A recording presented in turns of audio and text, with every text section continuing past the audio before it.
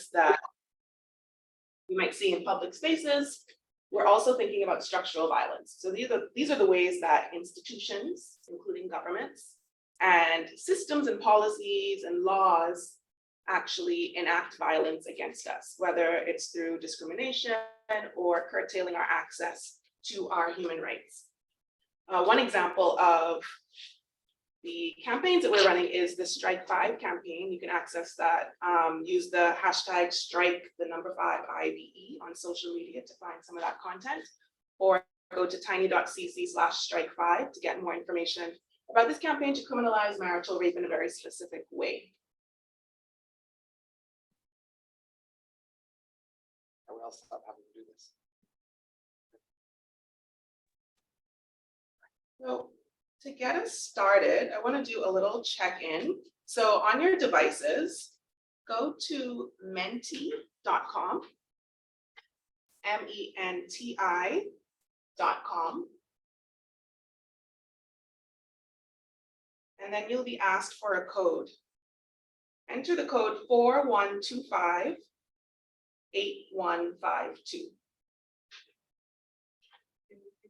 Sure. Menti.com, MENTI.com, MENTI.com. And then the code is 4125-8152. Are you seeing a question there? Are you a traditional conch salad person or a tropical conch salad person?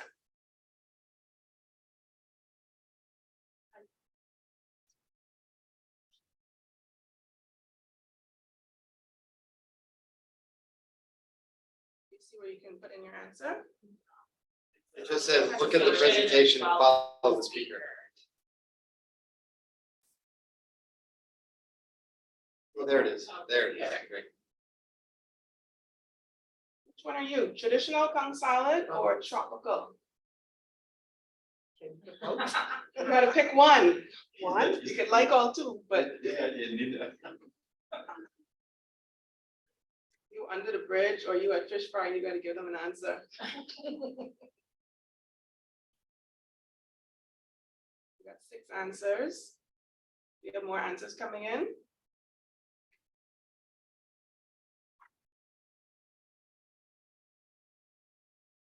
All right, so we have mostly tropical conch salad people. Yeah, y'all outnumber the traditional conch salad people. You doubled actually. Twice as many people prefer tropical conch salad to traditional conch salad, which I find just abominable. No judgment. Yeah, no, I'm not judging anybody. Just personally, I like my mango and my pineapple separate. So we're gonna come back to this. Yes, it's 4125-8152.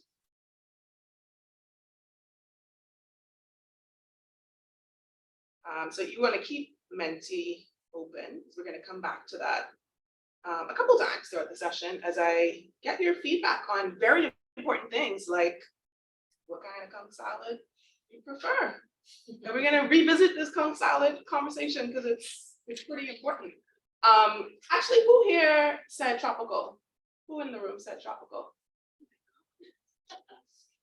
For those online, only one person didn't say that they said tropical. Who online said traditional?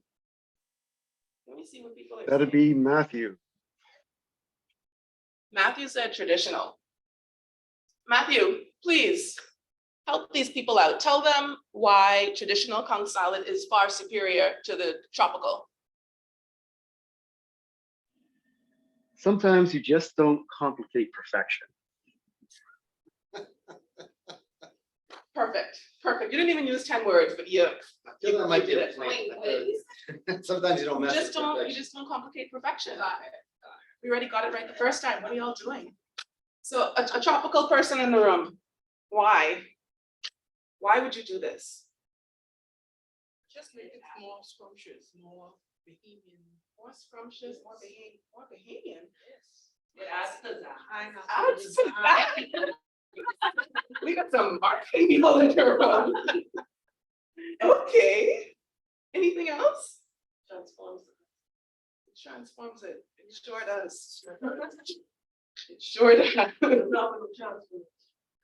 Okay, well, I don't know. Do a separate poll on who likes mango a lot versus not, because maybe that, maybe the mango might be the thing, or that might be driving Okay, why it is. like people just want the mango in the salad. Gotcha, okay. I am firmly a traditional con salad I person. used to be. You used to be? What happened? Slight flavor of mango. And Okay. pineapple. Bohemian going. Yeah, Nuts. yeah, and you feel like that makes it more Bahamian, Yeah. adding more Bahamian things. Yes. Makes the thing more All Bahamian. Bahamian, okay, It's going here. okay, all right, cool, we're gonna come back to this. I don't know if people in the chat are saying important things, can we, I would put or can you, yeah, you tell me if anyone's saying anything important, right?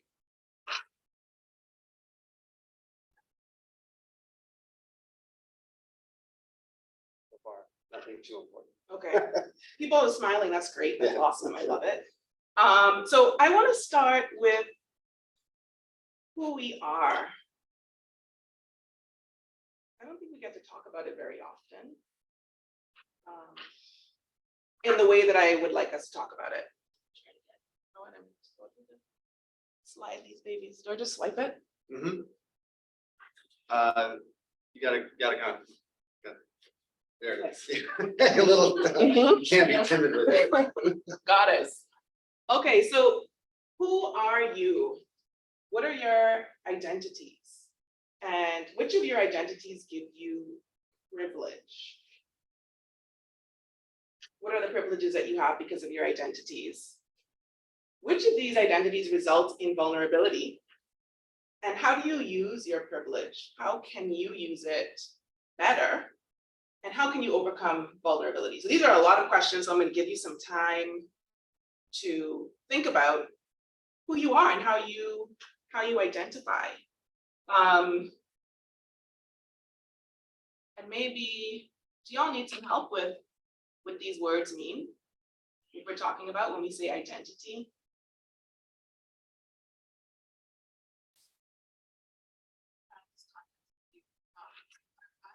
Yeah, so when you think about yourself, who you are, what are the things that come to mind? For me, I think about race, ethnicity, gender, sexuality. So I identify pretty consistently as a queer Black woman. So those are the three markers for me that are most, that I own and that I know shape the way that I move in the world and the way that I'm perceived and treated by other people. So queerness, Blackness, and womanhood come to my mind. Of course, I'm also Bahamian. I'm also in my 30s. I also have degrees, so what are the things that come to your mind when you think about who you are and that shape the way that you experience the world and the way that other people perceive and treat you? What are some of the things that you think of? So folks online, you can use the chat, but maybe we'll take like a minute just to think. And then we'll get someone in the room to get us started, and then we'll look at the chat, or are folks able to unmute, Matt? Yes. Yeah, okay, so if anyone has anything to share, you can just raise your hand and we can come to you to see what you're thinking about your identity and then what it means for, the privilege that you have and the way that you move through the world. Starting off real light.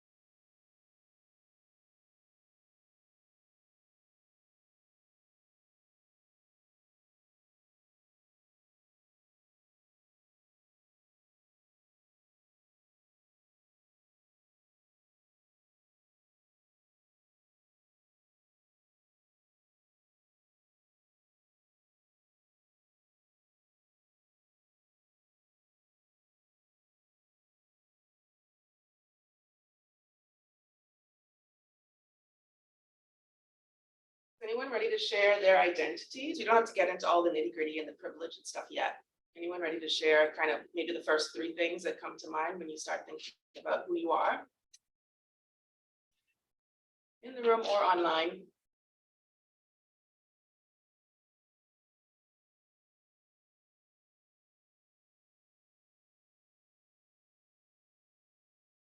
Feel free to volunteer people.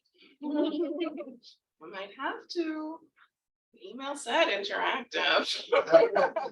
We told you.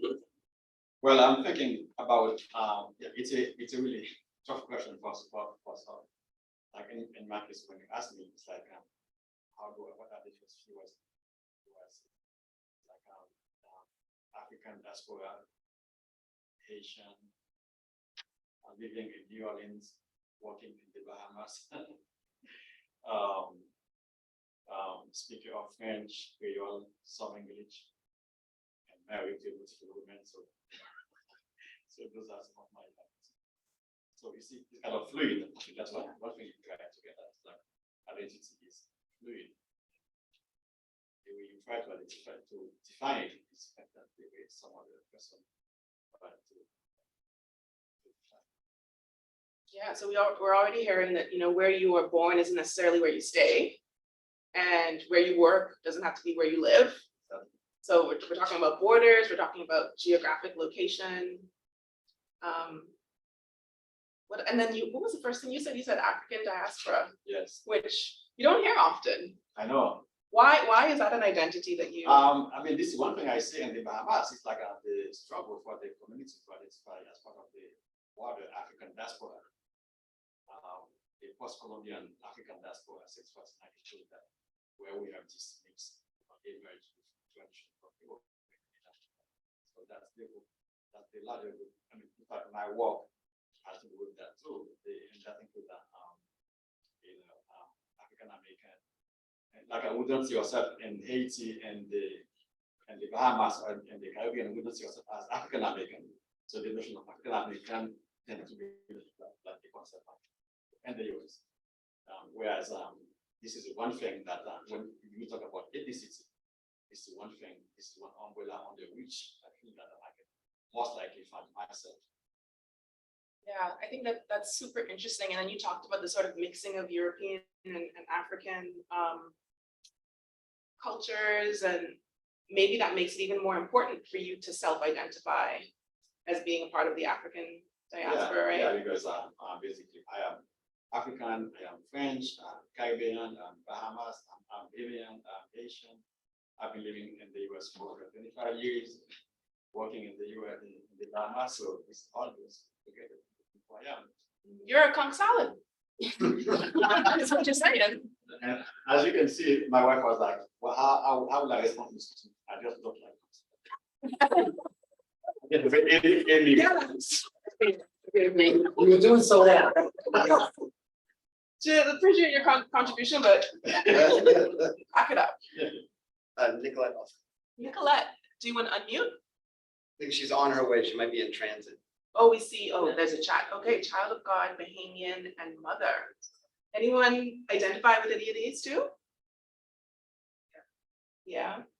I have a little Anpun BBNW. That's beautiful Bahamian natural woman. Okay. That's how I identified myself. Yes. Natural everything. You better.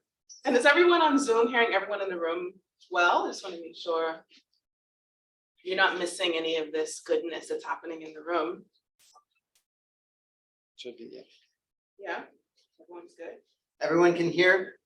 Awesome sauce. Not always. Not always. Okay, so Speak up as loudly. yeah, we have to project a little bit more. Okay. What about that privilege piece? Do any of your identities come with privilege?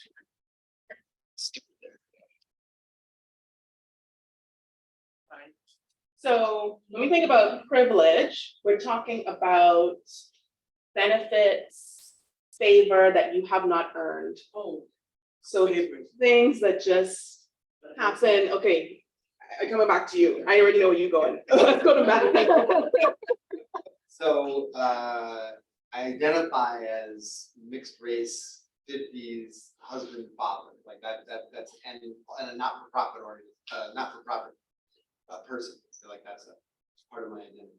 But the mixed race part is my dad is Black, my mom is white, has some Native American, but I don't look like that at all. And so as I've existed and I came from very poor means, but as I've existed, because I've kind of prided education and that type of thing, I've been perceived as a particular place, space, and I know been given access, privileges, and all those types of things that come with being the white guy. You know, Yeah. and that unfortunately is part of the reality I think we do see. And what does that look like?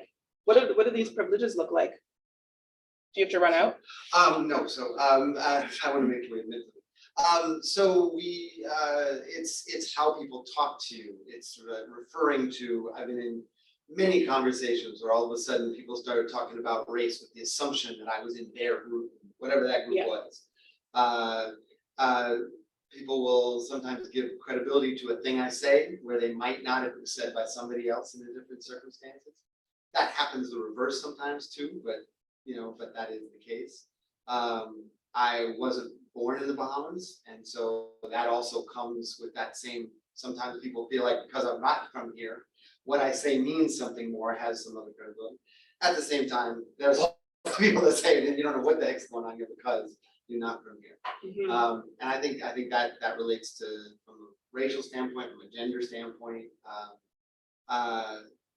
I'm in my 50s. I don't think I look necessarily in my 50s, and that sometimes also that misperception can open access to and give you privilege to opportunities in jobs, opportunities in information, or just opportunities in general. Yeah. And you probably experience certain kinds of privilege just being in public space, like going into a store. Right. Like, do you find you have a different reception than maybe somebody else might have? Yes, I mean, and the interesting dynamic is I grew up almost exclusively in communities of color as a kid, and so I had that experience of being very much the outsider, and who are you and what was that. And then as an adult in other places more kind of more I guess mixed or heterogeneous places, very different. Mhm. Mhm. And in New York, people were picking me up in cabs. I know they weren't picking up my brother in cabs. Yeah, And like, yeah. those are the types of things you see. Yeah. Mhm, mhm. So totally unearned, just people Right. make a judgment just by seeing you, and sometimes by knowing something a little bit deeper about you or making assumptions about you. Right. And you had Madam Faber, talk to us about this privilege. Well, I think it's more like how you present yourself to others. That helps with the way how people perceive you. For me, I just be who I am.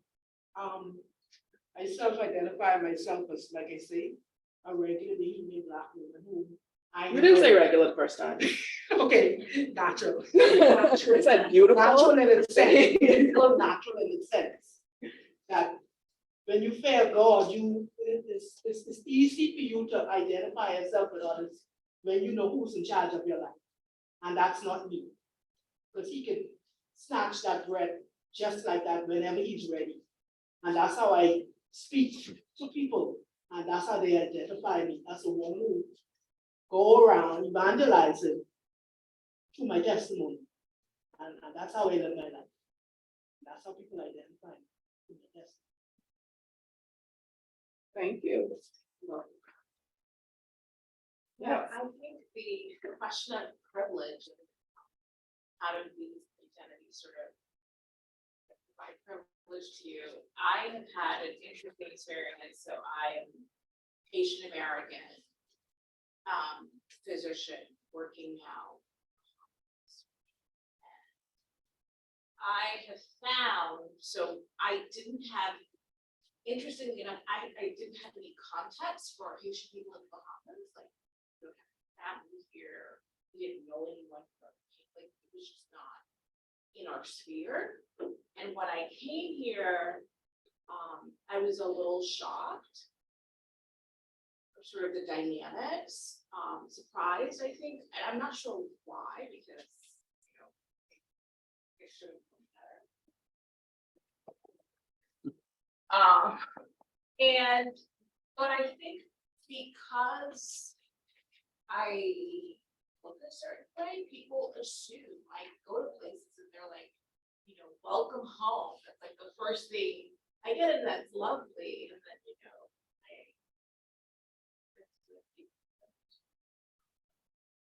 I don't want to lose that, and I think it's important for whatever process or concept that you think of me when you see me. I think it's important that you can then say, you know, oh, well, however I identify with people that I think are traditionally, whatever my concept of a traditional Asian person, let me try to like open up that, like, the way that I see people. So I think I have a lot of privilege, in that there are spheres that we're able to walk in, you know, and I've said to my husband one day, you know, like, I don't know, like, I actually can't say that I've ever had any like discrimination here. And yet there are so many stories and so many things. And he was like, Laura, like, you are a surgeon coming here to, like, you know, you have to step back and really take a look at what's happening and not just take your privilege for granted. And that was very insightful and, you know, kind of correction. Sometimes we think that. Yeah, it's interesting because when you were talking about privilege, I was already starting to hear vulnerabilities as you spoke. And this talking about claiming a particular part of your identity, right? Like that Haitianness, kind of as a radical act, kind of.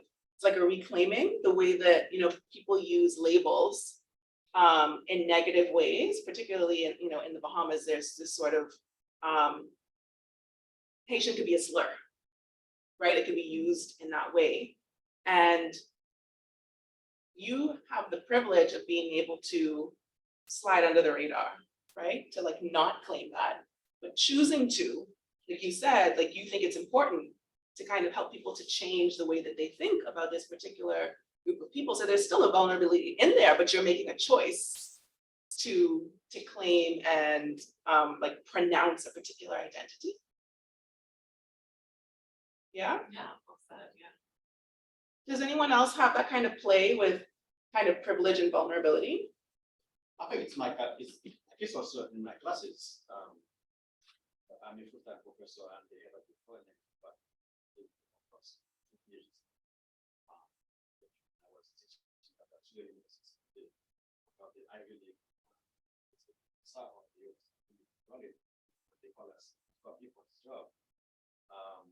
And everyone in my class, the best thing I say, okay, so, I'm glad to be here with you.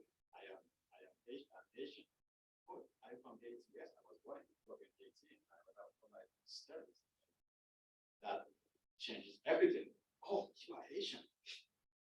Yes, I am, and I will be for the next 50 years. And so that's a similar, and this is the same thing happened to me too. When I am in France, in Germany, I am very happy because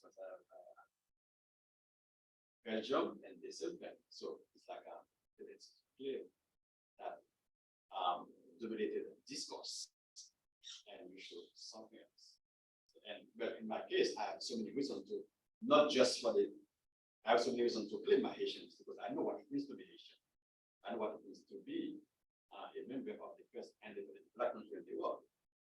So there are a lot of ingredients that came up when I said it's like empower me when I said that I am the Haitian as opposed to some other people that will feel disempowered when they show their Haitianness or they have to hide it. Even in my classes, you will see that so many people with some last name that has to be changed in a certain way to hide on their identity. Yeah. But me, I will understand. I understand what's going on because it's it's like where we are in the world. The discourse has been shifting from the I think therefore I am to I have therefore I am. So, and if you have not, you are not. So this is where the country is going on now. But I understand the historical process. That's why I didn't go to understand something like that. But another Haitian who just navigated the immigration and jail, and that person will have a kid and that's it, to school. They have to find a way to hide that society. So now I understand that's And I think that that's something that maps onto many identities, that bit that you said about, I know what it means to be this. Yeah. It doesn't matter what you think it is. You have your own idea, and if it's wrong, you have a weird perception. You have a very limited view of who I am and what it means to be who I am, but I know what it means. So we see that in lots of different communities. We see it in the LGBTQ plus communities. One of the reasons that one of the first words that you read in my bio is queer, because people have ideas about what that means. People think about it in very limiting ways. And I have a certain amount of privilege to be able to be in rooms like this one and lots of other rooms and being able to speak to people. And I think it's kind of fun to have people read my bio and be like, what? And then walk into the room and make sense. And they're just like, a person with a brain, I think it's fun to rock up to some fancy event to make a speech in cutoff shorts, and for the person at the door to be like, you must be in the wrong place, and for me to show my ID and match it up with the program that says I'm the keynote speaker, right? Like, I have a certain amount of privilege to start to shift people's ideas about what certain identities mean. So it could be a vulnerability, but when you have a certain amount of privilege, you can kind of cushion that vulnerability for other people. And I think you kind of talked a little bit about that already. Do folks on Zoom have anything to share on identity and vulnerability and how you use your privilege?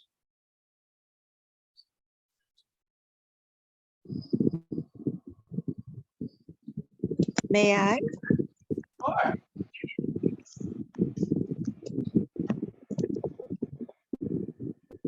Hello. Go ahead, Yes, go Marilyn. ahead. Okay, thank you. Thank you for this opportunity. And in terms, my name is Marilyn Somical. I see my identities first and foremost as the awesomeness of being a redeemed child of God. Why awesomeness? Because according to the Holy Scriptures, it says that being a redeemed child of God, I am hid in Christ Jesus, and Christ Jesus is the one who rules from governments to galaxies. And so part of my adventure as a human being is to understand the awesomeness, as I said, the enormity of this, that I, as a human being, can have access to all the privileges of the Almighty, the Creator. Other aspects of my identity: I am a daughter, I am a sister, I am an auntie, I am a professional. And in terms of privileges, I would say the key privilege again is the fact that I was born into a family that gave me the opportunity to understand the awesomeness of my relationship to my Creator. And as a result of that, I also understand that wisdom alone resides with the Creator, and I seek that daily. And as a consequence, I have been able to achieve a privileged background of knowledge, experience, but most significantly, wisdom. And that may sound arrogant, but I say it in all humility because it's a wisdom that I seek from the Creator, the Almighty Himself. In terms of vulnerabilities, I would say that sometimes when you speak not your wisdom, but God's wisdom, truth is unsettling. Just as Pilate said to Jesus thousands of years ago, what is truth? And the same reaction you get today when you speak truth. And also in terms of vulnerability, I would say that I have experienced very often, sometimes misunderstanding because of speaking truth. And on the other end of the spectrum, sometimes envy or undermining. How do I use my privilege? I try to use it by always being constructive in any contribution that I make. How can I use it better? Again, this may sound arrogant, but I don't think I can use it better because I always strive to give my very best. How can I overcome vulnerabilities such as I identified? I have found the best way to overcome vulnerability is twofold. Again, it's premised on the wisdom that I received from the Creator, the Almighty. One is that pray for those who despitefully use you. And secondly, and lastly, the fruit of the Spirit that is contained in Galatians 5, where it says the fruit of the Spirit is love, joy, peace, patience, kindness, goodness, faithfulness, gentleness, self-control, against which there is no charge. I thank you. Thank you so much for sharing.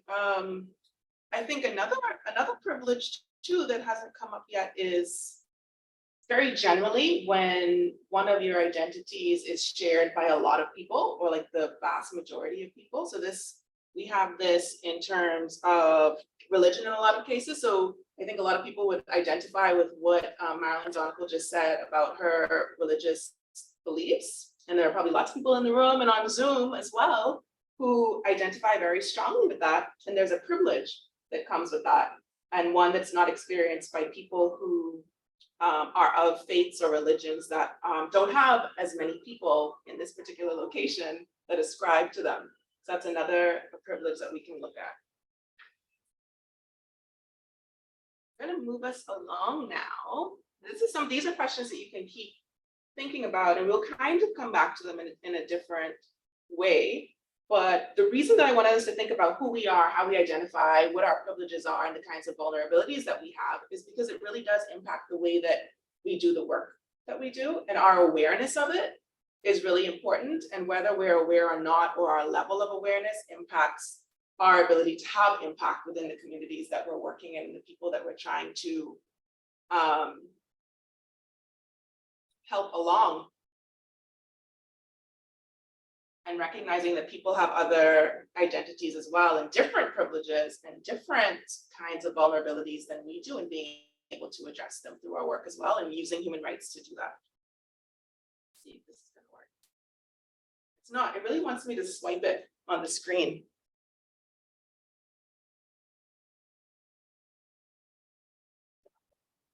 There we go. What are human rights? What does that even mean? So we're going to use Mentimeter to find out what you think about human rights. So we're going to go back to menti.com, menti.com if you have a device. menti.com.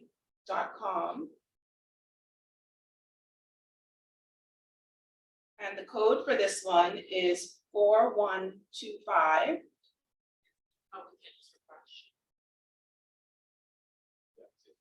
Well, let me move this one up then, 1 second. Just make sure that it'll be in the right order.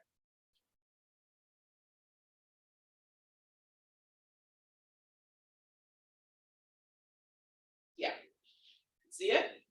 Okay, so here I would say type in maybe 1 to 3 words in a phrase. Don't put in a whole sentence, but kind of first things that come to mind when you think about human rights. Sure, 4125 8152.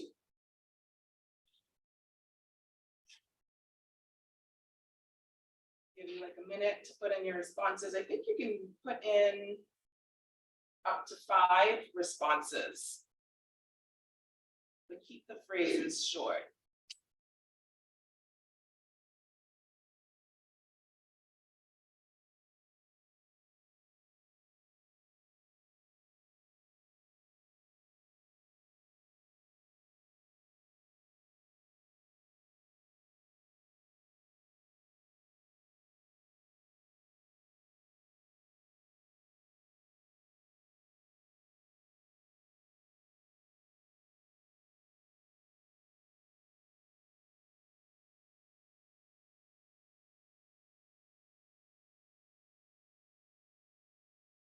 have answers coming through. Are you seeing them?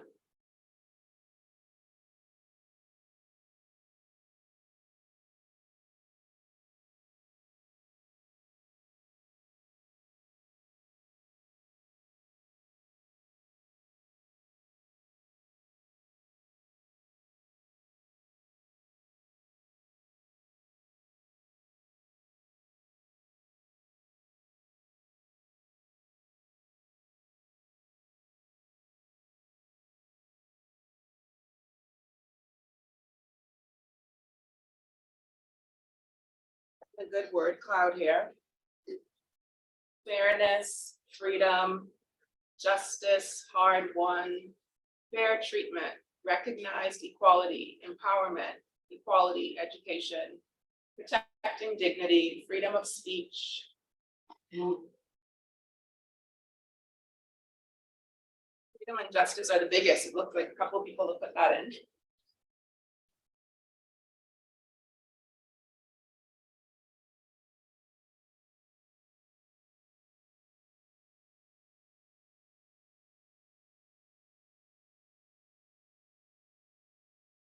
Is everyone done putting in your responses? Oh, more.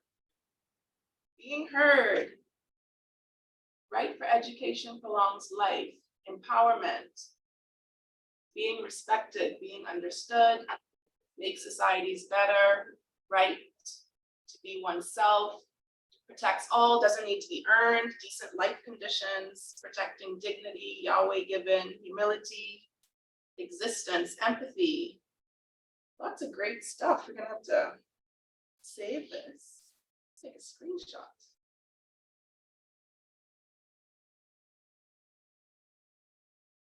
Awesome. So human rights are inherent to all human beings, regardless of race, sex, nationality, ethnicity, language, religion, or any other status.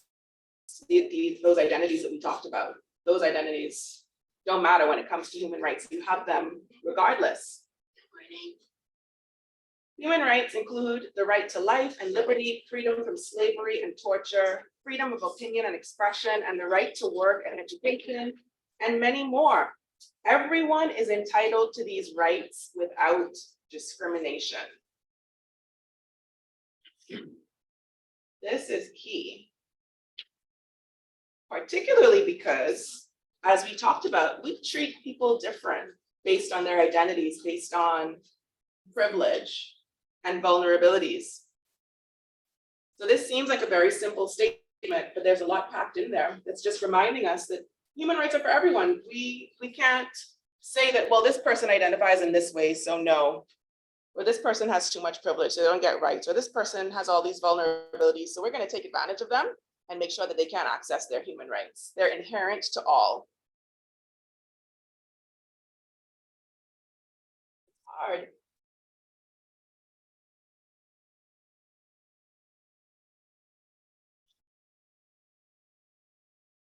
I need a Vanna White. Sorry? Oh. All right, so social change. We're making the connection between human rights and social change. And if you did a little Google of social change, most of the definitions and phrases that you find would have some version of these two verbs, altering and restructuring, if you look up social change or social transformation. So synonyms of change, basically altering something, restructuring something, but there's a little bit of a difference between these two words, right?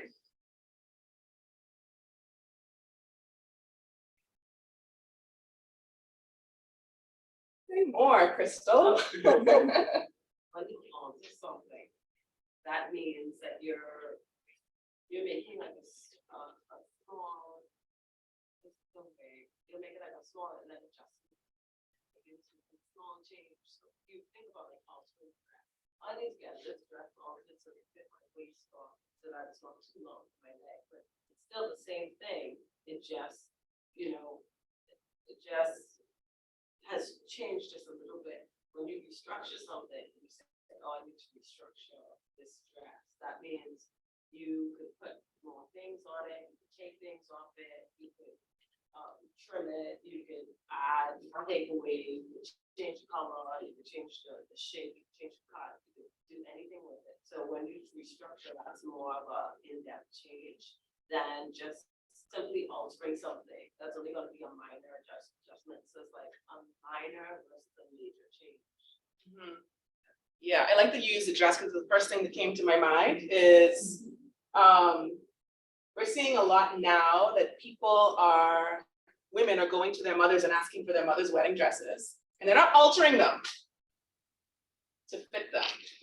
They're restructuring them, right? So they might cut the top off and crop it to have a little belly out, and maybe put a slit in the skirt, or dye it, like you said, or add some more embellishments, more sequins and crystals and these kinds of things.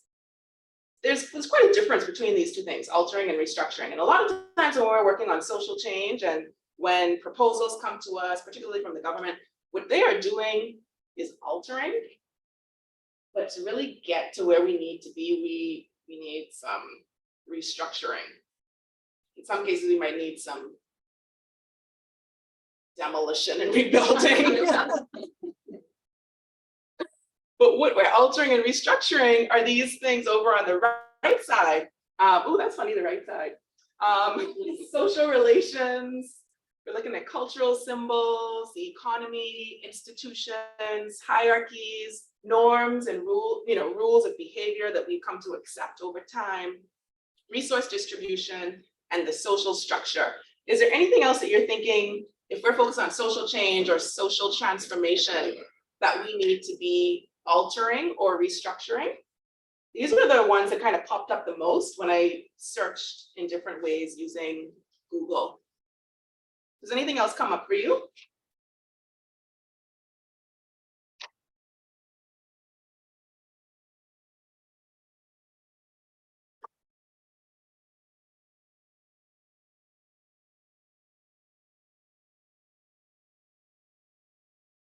I think about attitudes and beliefs as one of the things that could use some altering in some places and some restructuring in other places.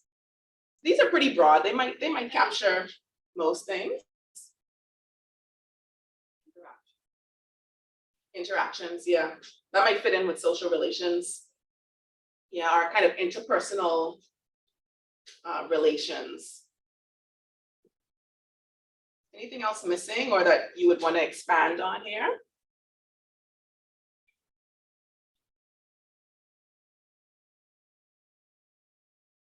Okay, keep it moving. If I may, Yes, please. Thank you. Thank you. This is Marilyn Zonical again. I was just trying to see how to put the thought into one word, but the thought is that there needs to be more empathy from the perspective of hand-holding.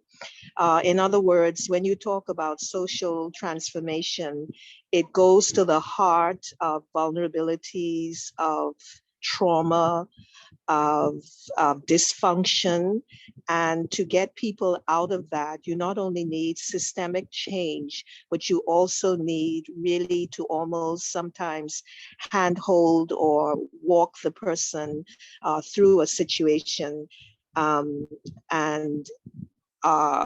example, if you're someone who is trying to overcome obesity, for example, you know what's required, you know you have to change your diet, you know that you have to exercise, etc. But sometimes it's better if there's someone who can actually sort of walk you through it, but most people don't have the time or the patience to do these things that can really help someone to heal.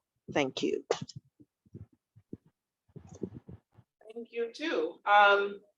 Yeah, I think this is a very interesting point about kind of hand holding. Sometimes we kind of throw people out into the deep and say, well, we changed this or we gave you that, so you good now, you could deal with things. Like a few weeks ago, it was on the news, these people who the government had given temporary housing were saying that they were just being, they had their 2 weeks was up and they didn't know where they were gonna go next. So, it's like, okay, your hand was held for a little while.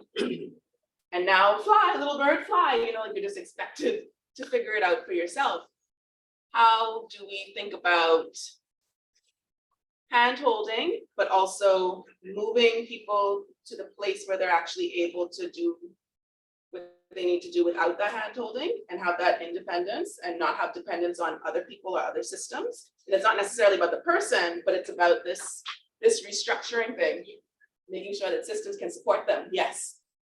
I think one thing that, and it may go under one of these, categories, but like making a distinction between equality and equity is really important.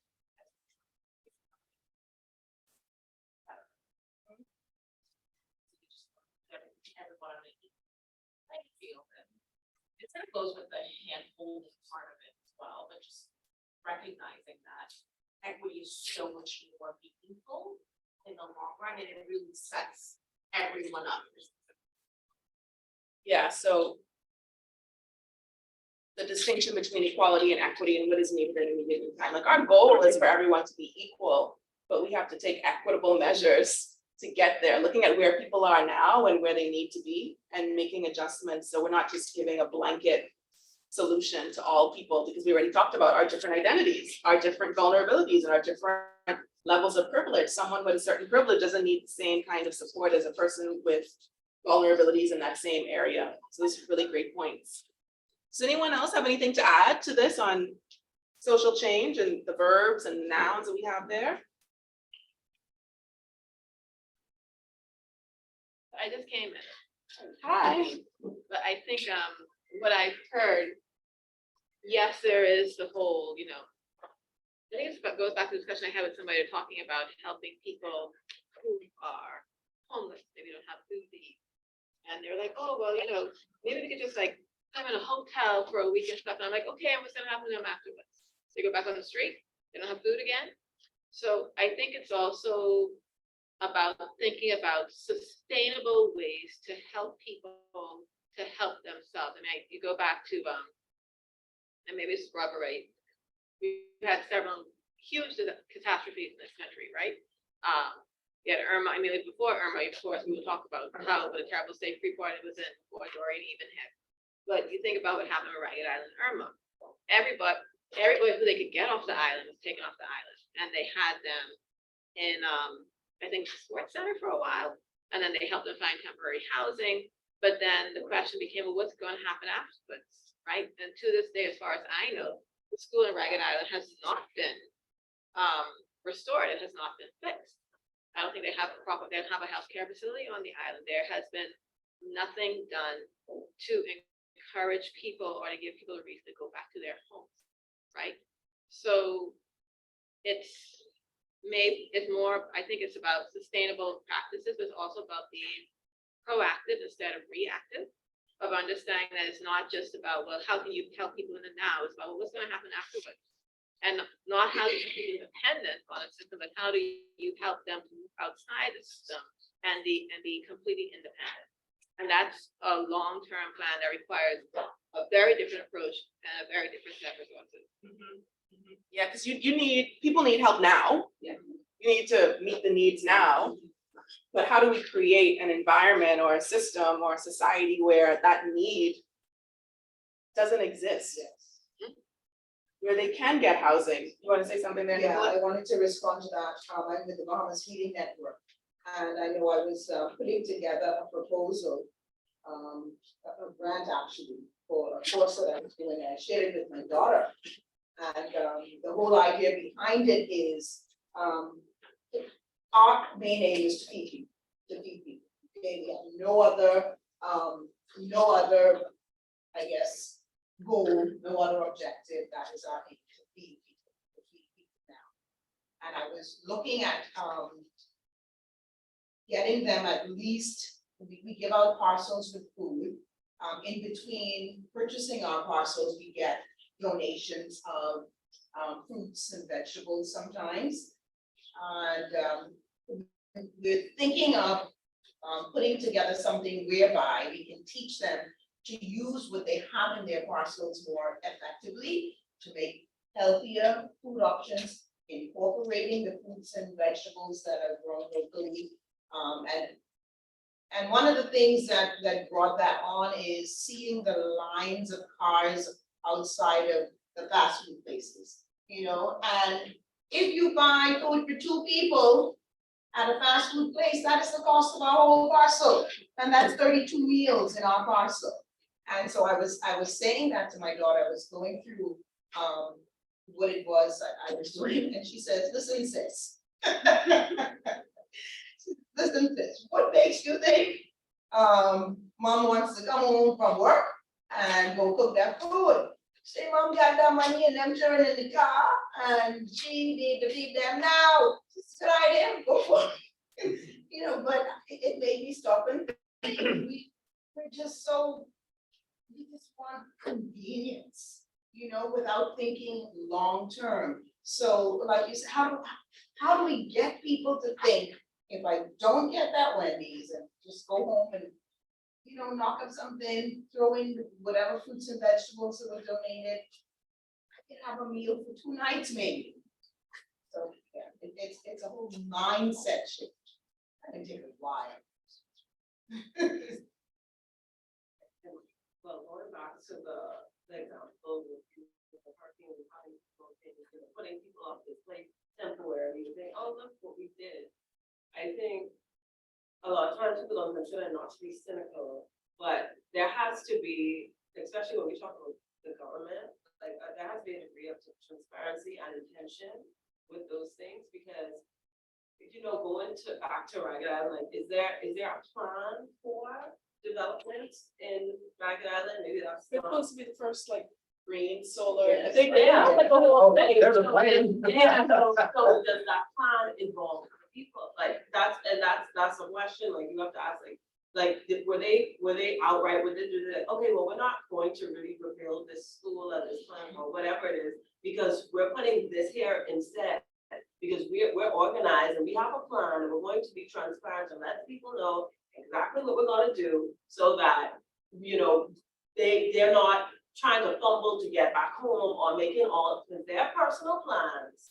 With their, like, they may be packing bags in the food store, right? Because they can't find work, all their documents got destroyed, they have nothing, they weren't able to cover anything. And they may say, I'm packing so that when I go back to Ragged Island, I can build my house back or whatever. But you know, if they're doing that and there's no transparency, they may go back home and see a solar panel and where their front yard used to be. So it's like like it has to be I guess it has to be like better communication between the persons who are, you know, trying to like organize a whole big picture and the people who are going to be impacted by the decisions that the people on top are making. We need something whereby our plans can be in place, 10-year plans, whether or not the government changes. Okay, yesterday, I'm sure some of you would have seen it, a video going around with the tourists downtown from Switzerland, talking about how dirty the Bahamas is, right? And of course, yeah, we see it and we get all ticked off again. Somebody in one of my groups said, you know, we need a plan to revitalize. Jackson Burnside has been dead for 12 years this month. Okay, he and Pat Ramey put together, you remember the plans for from Arawaki, I think, straight to the bridge. What happened to them? What happened? I would also argue, going back to what Chris said, is also, so coming from a family, right? The reality is that having your entire life wiped away and being told, now you have to go live. I'm sorry, I just say that's not dirty. I don't like that. So if I could live on Long Island right now, I'd be. But we're going back to economic development. However, I also believe that Nassau could very easily be one of the beautiful cities in the Western Hemisphere. But it's a situation where I feel, and I'm sorry for the club, and that's all the students who are here, is that I find that, you know, Nassau, people who have grown up in Nassau, their life is what they know, when they hear about Family Island people having to be relocated, moved out of their homes, the thinking is not, oh, how quickly can we get them back into their spaces where they have lives, the kind of lives that they wanted, which is why they're there. It's more like, we're gonna try to do something better on their island, but doesn't matter how long it takes like 10 years, that's okay, I'll just find something else to do. Along with having long-term plans and communicating very clearly, there needs to be short-term plans. It's like, how do we get people back to their lives? How do we get people back to farming, fishing, running their convenience store, digging graves, whatever they do, running fence on island, whatever they do, right? On the island, on that island, that they love to do. Pilot, I mean, the list goes on. They could be somebody who worked remotely with a foreign company, but their life is still on that island. How do you get them back there as opposed to just adding to the congestion that is Nassau? Right? So we end up talking about self-determination, and we're talking about who is doing policymaking, because we're used to policymaking being up here. But it affects all of us. Why aren't we all engaged in policymaking? Why aren't we all a part of the consultation that goes on for years and years and years? Shouldn't we have a say in what our islands, what our homes are like if we get to go back home? And building on your point, Katrina, a lot of people after Dorian for sure had the attitude that, well, they should just stay here because jobs here, and they could just find another like little apartment or something. You know, the assumption is that everything here. Why would you want to go back? Why would you want to go back home? Are you joking? But not understanding that people have different identities, people have different desires, different kinds of ways that they want to live their life, and everyone doesn't want to live in Nassau kind of life. I think I saw your hand earlier. Did you still want to say something? What I was going to add, we're still on the altering and structuring. I don't know if education falls into any of these. Institutions, I guess. Okay, yeah, that's what I'm going to speak on. Because I feel like our current education system basically just trains you to find a job or maybe a career, not so your day-to-day skills that you need. And because of someone's current circumstance, they can move out of desperation or survival mode and compound their issue. They wouldn't value education, they can drop out of school and then the crime, everything, etc. So that's what I. Another thing our education system is designed to do is to get you to just follow instructions and not question things. And then we wonder why, you know, horrible things happen. And we're like, why isn't anybody doing anything? Why is it only 12 people marching? Well, we've been told that this is the authority, we're supposed to follow rules, and we can't ask any questions. And the person in charge can make the decisions, we just deal with the decisions. And the innocent suffer for the guilty. How many times we had everybody gotta get the rule in, because the innocent have to suffer for the guilty, the people who were talking in class or whatever, and we're still suffering that as adults. Same system. We started to get into this already, but I want to give you some time to have discussion just at your tables, and I you can figure out putting people in breakout rooms, just for like 10 We only have minutes. that many people to right? Okay, Yeah. we'll just mute or whatever, okay. So we have some questions, 2 sets of questions, we'll go one at a time, one set at a time. This, I need a Vanna White, Matt. Yep.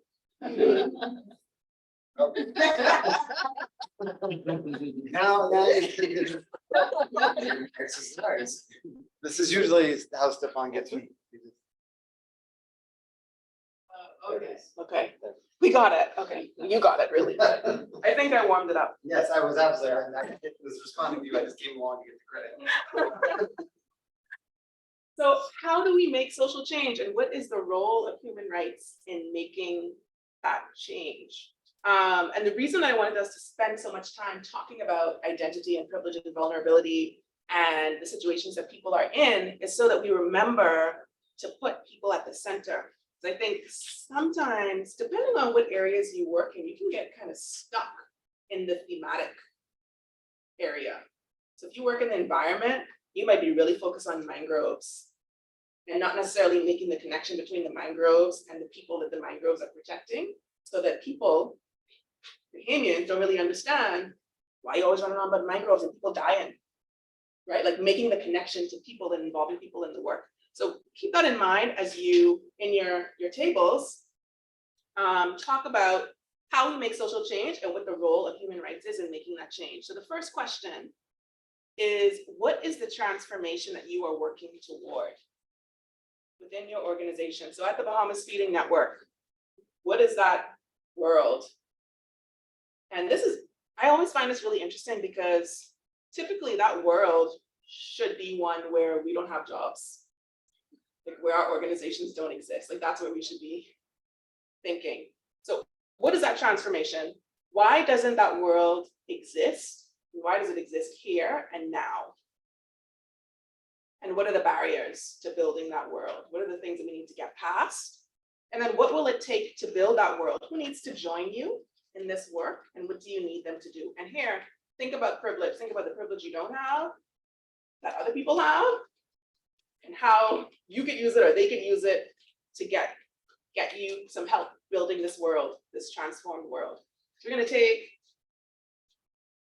we'll start with 10 minutes and see how it goes. Just at your tables, and I can come talk to you, Nicolette, I like you. Oh, shucks.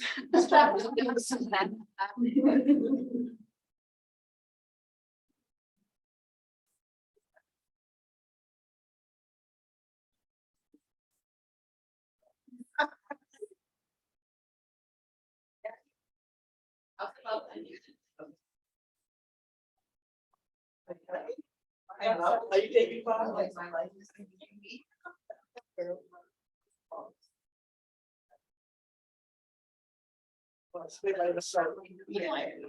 How long you say 6 months is, 6 months in an NPO versus 6 months in the regular world? Oh, it's like a year and a half.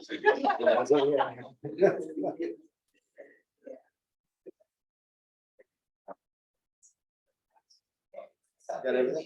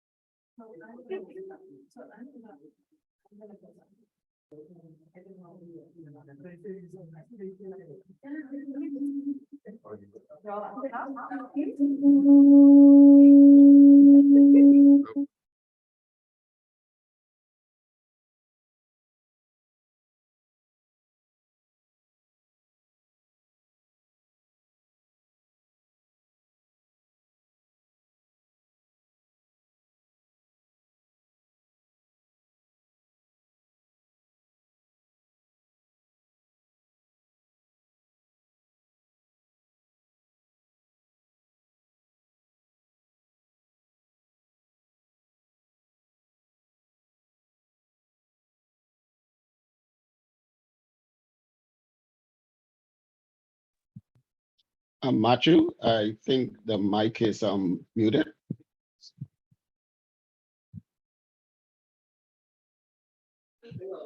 Okay, we just unmuted, so can you restart? Sorry. So I said, so we had, we really, kind of spending quite a bit of time talking about exploitation and, colonialism and, outcome of colonialism and the fact that colonialism is still rampant around the world under another name. So thinking about, within small Caribbean states, you know, the US is an easy go-to. But we're talking about guns being sold, in Haiti, right? And also tying up to Bahamas, so we have guns rampant on the streets. The question everybody has, well, where are they coming from? Because you can only get a license for shotguns in this country that is actually illegal to carry firearms. Because we have very strict gun laws. I don't know if they're being implemented very well. But really thinking about on a more global scale, how colonialism, slavery was all about exploitation and about power and about certain entities having that power and maintaining that power, and how even with colonialism no longer supposedly being a thing in a more historical sense, and that slavery has been abolished, what have you, that it really is the same system that has been given different words, right? You think about immigration is a huge source of income for the US. You think about the way countries, their governments have been destabilizing economies by the way to create a space where instead of people like our prior budgeting. Marquis stated, we actually all agree with that. Instead of it being that you're coming and taking us from our country, you have to create a space where we all feel like we have to leave, that we cannot stay, and then become to find a better life, and you're pretty much forcing us to pay for this, right? Thinking about resources being extracted, whether those resources are physical resources like things we take up the ground, or even thinking about people as a resource, right? And whether those individuals leave because they want to, because they have to, but either way, a space has been created where they cannot thrive and they belong elsewhere, which really made us go think about like the big conglomerates and how really it's them that run the world, right? So we were really big, sorry. So how are you gonna transform it? What's your solution? Well, I mean, the question is like, who's already experienced this world all living in that world already exists, you know? I think we are all experiencing this world in some degree, but I think a lot, but really, many people will be in the worst situation.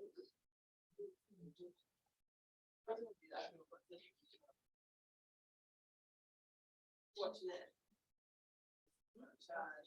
People who don't have access to the health resources, you know, like the more resources you have, things you have, like schools, also more time and more money. People who don't have the same time and things that they need to do.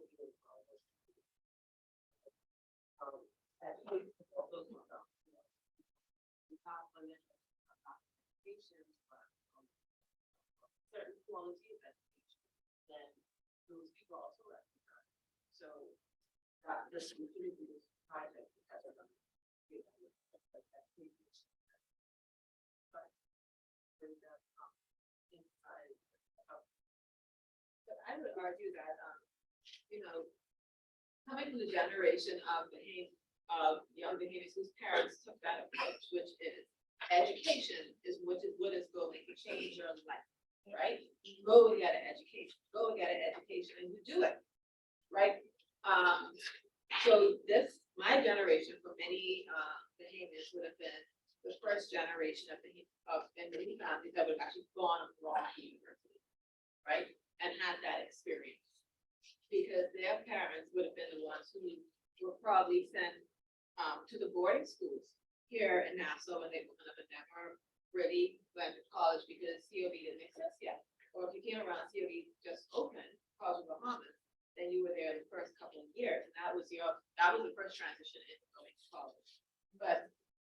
And while that has elevated families to a point where we are now, I feel like it's and I think all sides at this point that okay, education is your first step out. But then after that, after you get to the point where all your citizenry, the majority of citizenry is well educated, how do they actually utilize what they've learned, their skills, what have you, to not just stay in your country, build at your country, but also have a quality of life that they feel that they should have based on the kind of education they have invested in having, right? So, I think there are levels. The levels, if you're coming from abject poverty, the first step is actually getting an education. But then as you move through that with each generation, then it becomes, well, now you have the educated people. What's your next step? Live somewhere else. Right? So in this country, it's live somewhere else. So in terms of like, you talk about how we about it, I agree. Education is always the first step. But then once you've done that, you think about like at a more governance level, right? How do you create a space that encourages people to stay and build the country and also be a part, like a true part of that economy? So in terms of thinking about even the people who are going to influence policymakers to make that happen, I guess that would be saying nonprofits, organizations like board come in. Interestingly, the conversation in the online group kind of went that same space. But I think we kind of expanded it to realize the truth that the other not-for-profit organizations, y'all are standing in the gap. You are making sure that those voices have access into the system that wasn't maybe created with that mindset, right? Is that so part of it, it becomes also a shared responsibility that I think our whole sector. Yeah. Does your group have anything that you want to add? Because it sounds like people kind of went in the same direction, this very like structural, systemic sort of thing. Do you have, oh, look, somebody who's not Dr. Hamilton has to present. So we didn't necessarily have the intention of the social change, so kind of just had to each question and answer that. But one of the standouts from one of the missions would be who spurs away from living that. And from our perspective, beyond, it may be the person who are actually affected to change and to work. Technically furthest away because they may not see that change in their lifetime. It may be the next generations that benefit from it. So just because you started the work and you implemented it, it can be sustainable, meaning it will go on without you. So you may be the furthest one of actually seeing the effects of the change that you started. That was one of the Interesting. that I didn't have anyone else. Yeah. Has anyone thought about that? The thing that you're working towards, you probably won't experience it in your own lifetime. It's really funny. I said it to somebody the other day. I said the people who always are at the forefront, who lay the foundation, the martyrs, they never really benefit from all the hard work that they do. And maybe I would call them martyrs, the people who are like, the people who are crazy enough to crazy enough to believe that they can change a system are the ones who generally will not see the outcome, or that the outcome. But I think the flip side of that is, and it's not martyrdom, I think there is a belief that The sacrifice of sorts. it's a sacrifice of sorts, but it's also, I think, it's like institution building. You can't build an institution if you're making it about yourself. For all truth. Right? Institutions are bigger, they have to be bigger than individuals. Right? And this is all, and even movements have to be bigger than individuals. It could be an individual who starts it, but they have to take the approach that this is bigger than me. And I am doing this with the purpose of making it something that that many people buy into. So even when I am no longer in this world, it can continue to go on no matter what. So, and I think that we have seen that, right? And someone's gonna come after you and Yeah. build on what you did, right? Like there's work that I'm building on that Dr. Patterson started and is still doing, right? And I'm learning from Dr. Patterson all the time in the work that I'm doing, and I fully expect that other people are gonna build on what I've done. And I can't remember who said it, but there was this quote about planting seeds for trees under the shade. I think about the trees issue. It's that we're talking about the sacrifice, but it's like you are conscious about your name, you come here and then you find food, you find everything, you find the speech. What's your contribution? What you are doing? You didn't do anything to be here, and you will not need to do anything to play with. But anyway, we are just existentially we are experiencing our existence here. So while we are here, we have a responsibility. We didn't choose to be here, but while we are here, we have a responsibility.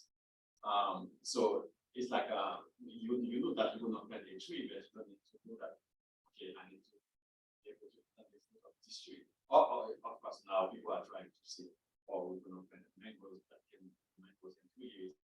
And so there is some. I don't know if I want to done that. Yeah, no, there's that. But you're gonna come back to the console discussion. Bring it back. The Bahamas, I mean, if you look at the Bahamas, you know, like one of the things we export at the most in Haiti is mangoes. It's a type of mango called mango massive. In most places, you see them this mango, and the US, they are farm made, they are very expensive. If you look at their price when you buy them in the US, and then you tell Haitians, oh my God, this is the price to pay for those mangoes. Are you crazy? You pay. So, but if like 100,000 Bamians said we're gonna plant that 100,000 of those mangoes this year. Well, in 10 years, you would have a huge market, market for mango.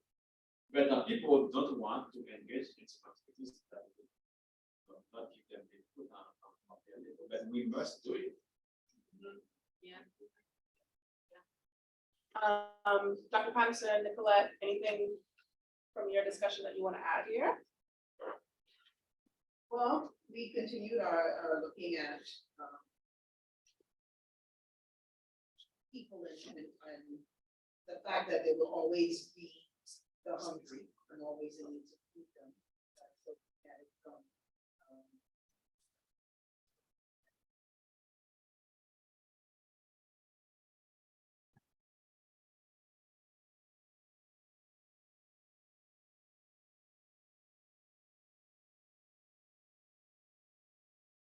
And our Zoom, do you want to? I just want to say, as somebody who is one of the people that you're all talking about. In my 70s now, and I've been on this for the last 50 years, right?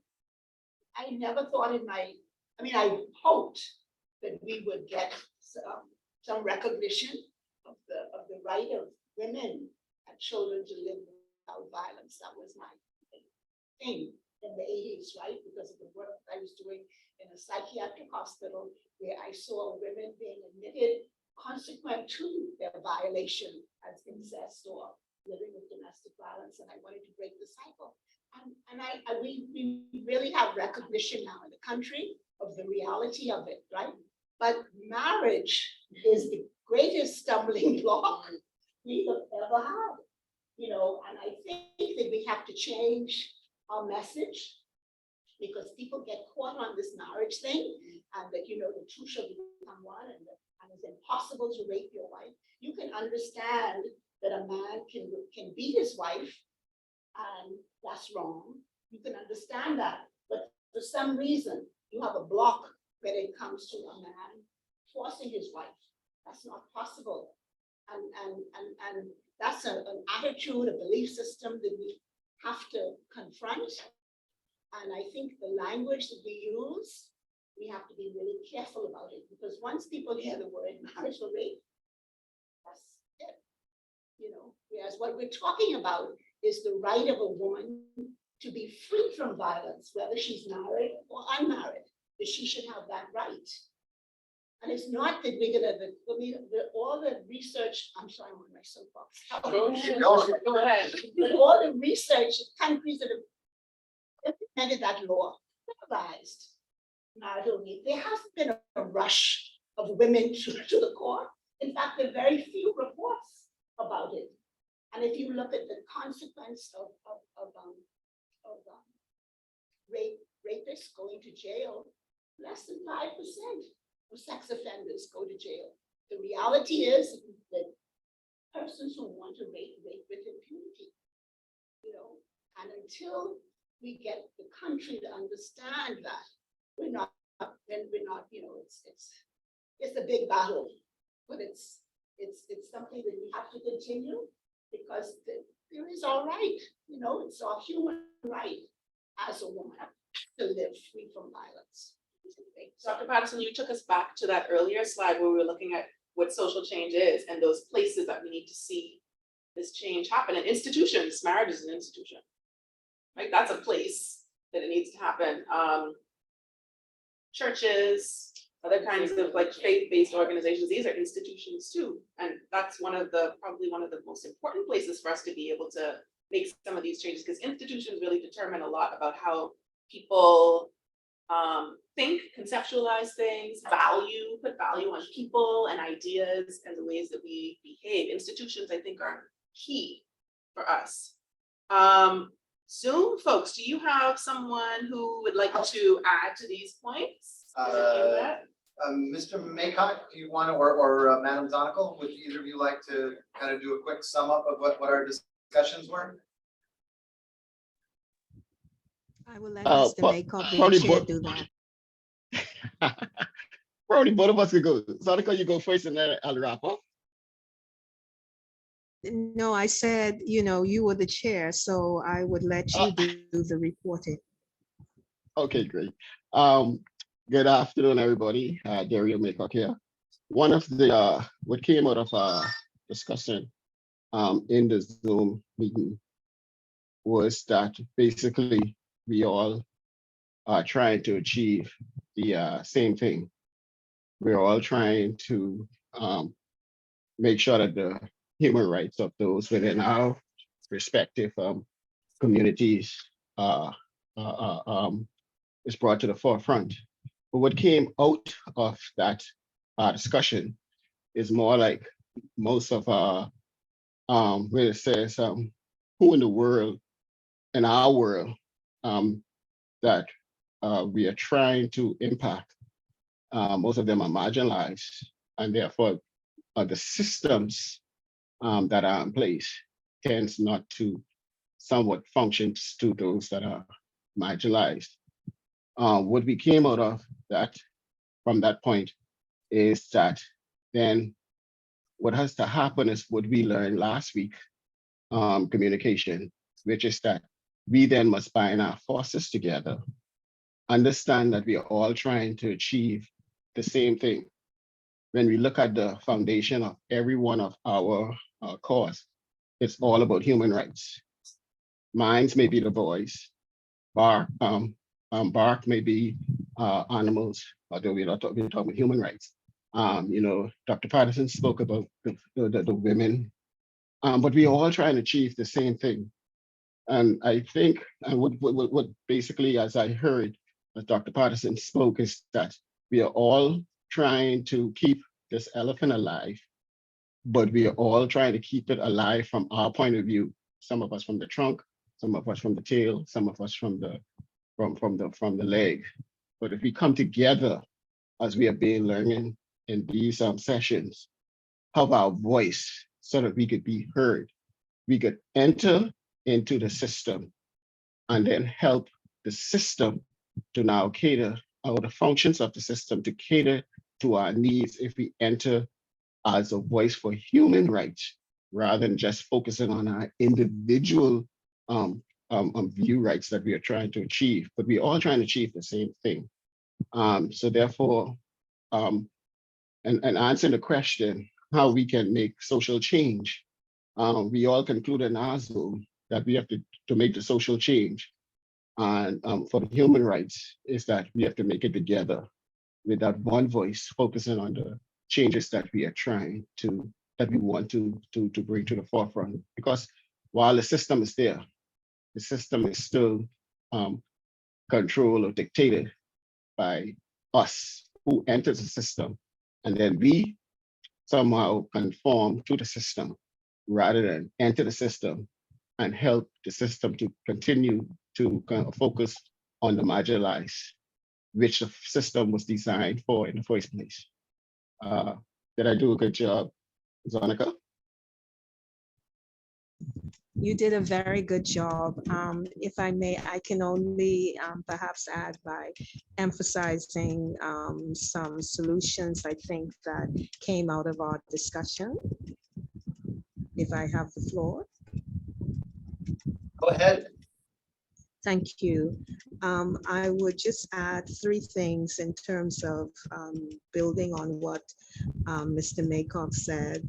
The first would be that in trying to determine solutions, we have to remember that we do not have to reinvent wheels, or if a social situation demands a relook at something, that it's always important to have the input or experience of those that have already walked through some of these situations significantly.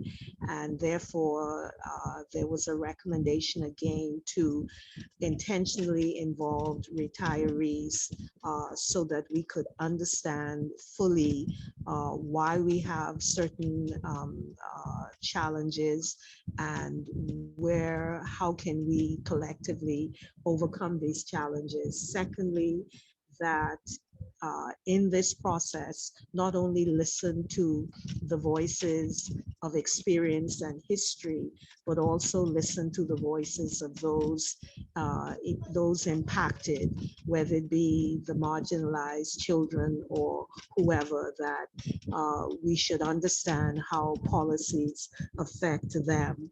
And then lastly, that we can already start making a difference if we collaborate already within building on the platforms, the opportunities that we already have.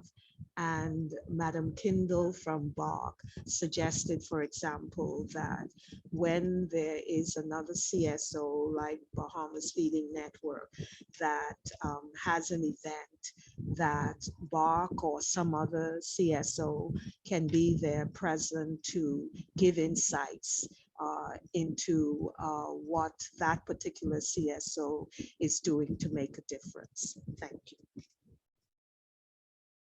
Thank you to our Zoom group and to everyone for engaging in these discussions with whoever you ended up at a table with or in a Zoom room with. I think lots of great takeaways and lots of connections to systems, and realizing that nothing is really divorced from systems and institutions. And that's really where we need to be putting our attention, even in situations where we're trying to meet immediate needs. We still need to look at root causes and systems and be able to address them so that we have a longer term response and solution. We're going to get into a more technical side of things. But before we do that, I want to find out how familiar everyone is with the Universal Declaration of Human Rights. So we're back to Menti.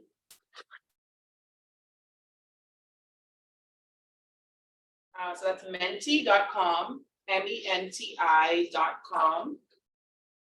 And the code is 4125-8152.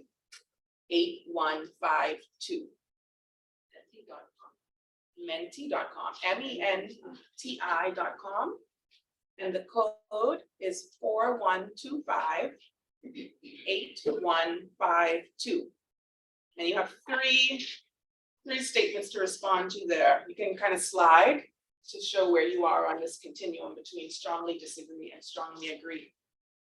The first one is, I have a general idea of what is in the Universal Declaration of Human Rights. Do you strongly disagree, strongly agree, or somewhere in the middle? I can make connections between the Universal Declaration of Human Rights and my daily work. You need the code 4125-8152.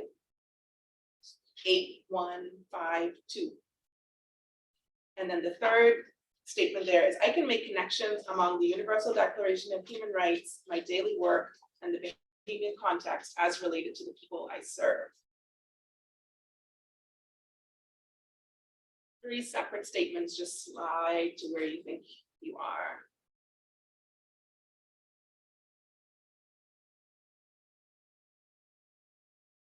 Four people have done it, 5, 7 people have done it. We're getting there.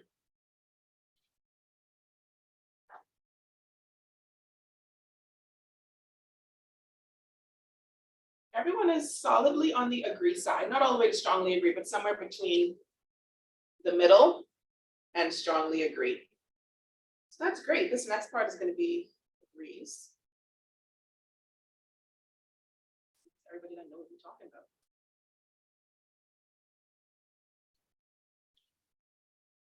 Let's see if I have the swipe ability. Maybe if nobody watches, then it'll work. You have to wake it up a little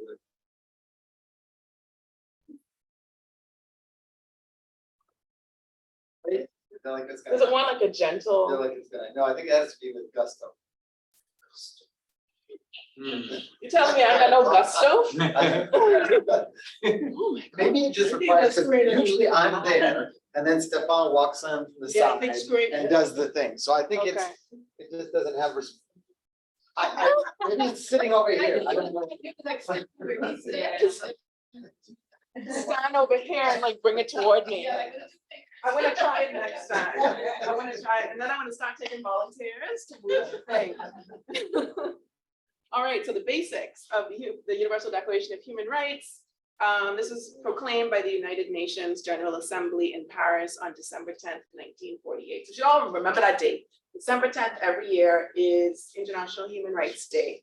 And we should be focusing on human rights on that day, putting out all your press releases about human rights and how it's related to the work that you're doing, and calling on the government to do more and more and more.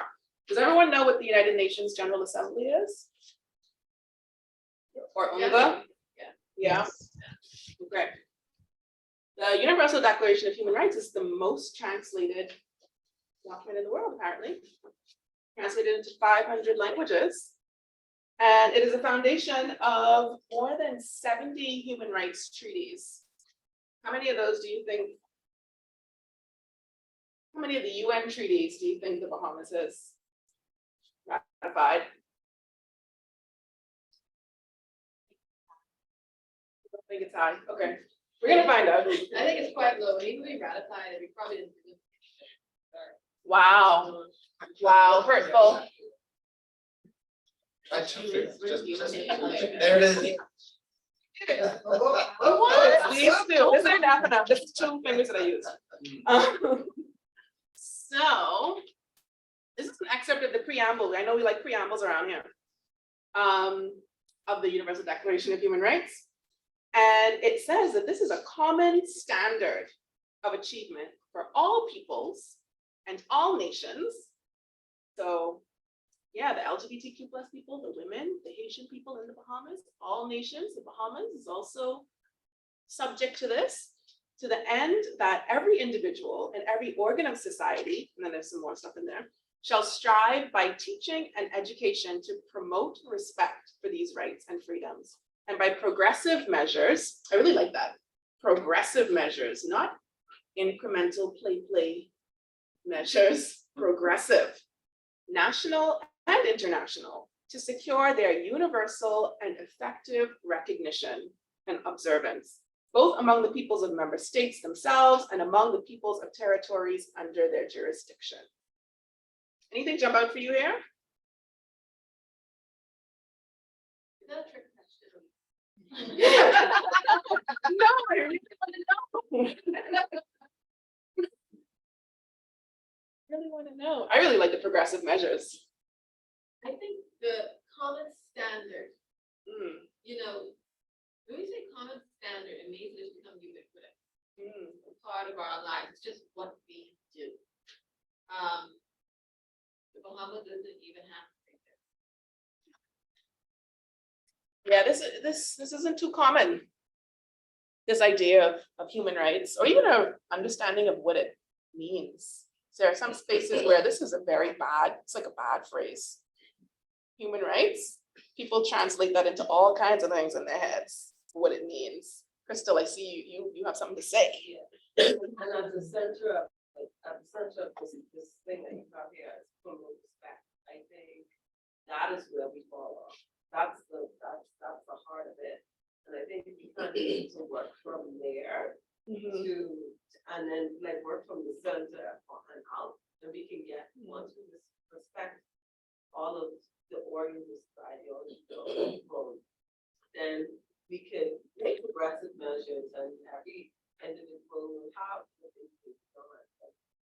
We could work on the desire and that, but the most essential thing and the most important thing for us to do, and that's kind of like awareness, you know, like that's the starting line for this organization, raise awareness about this, and then people take action.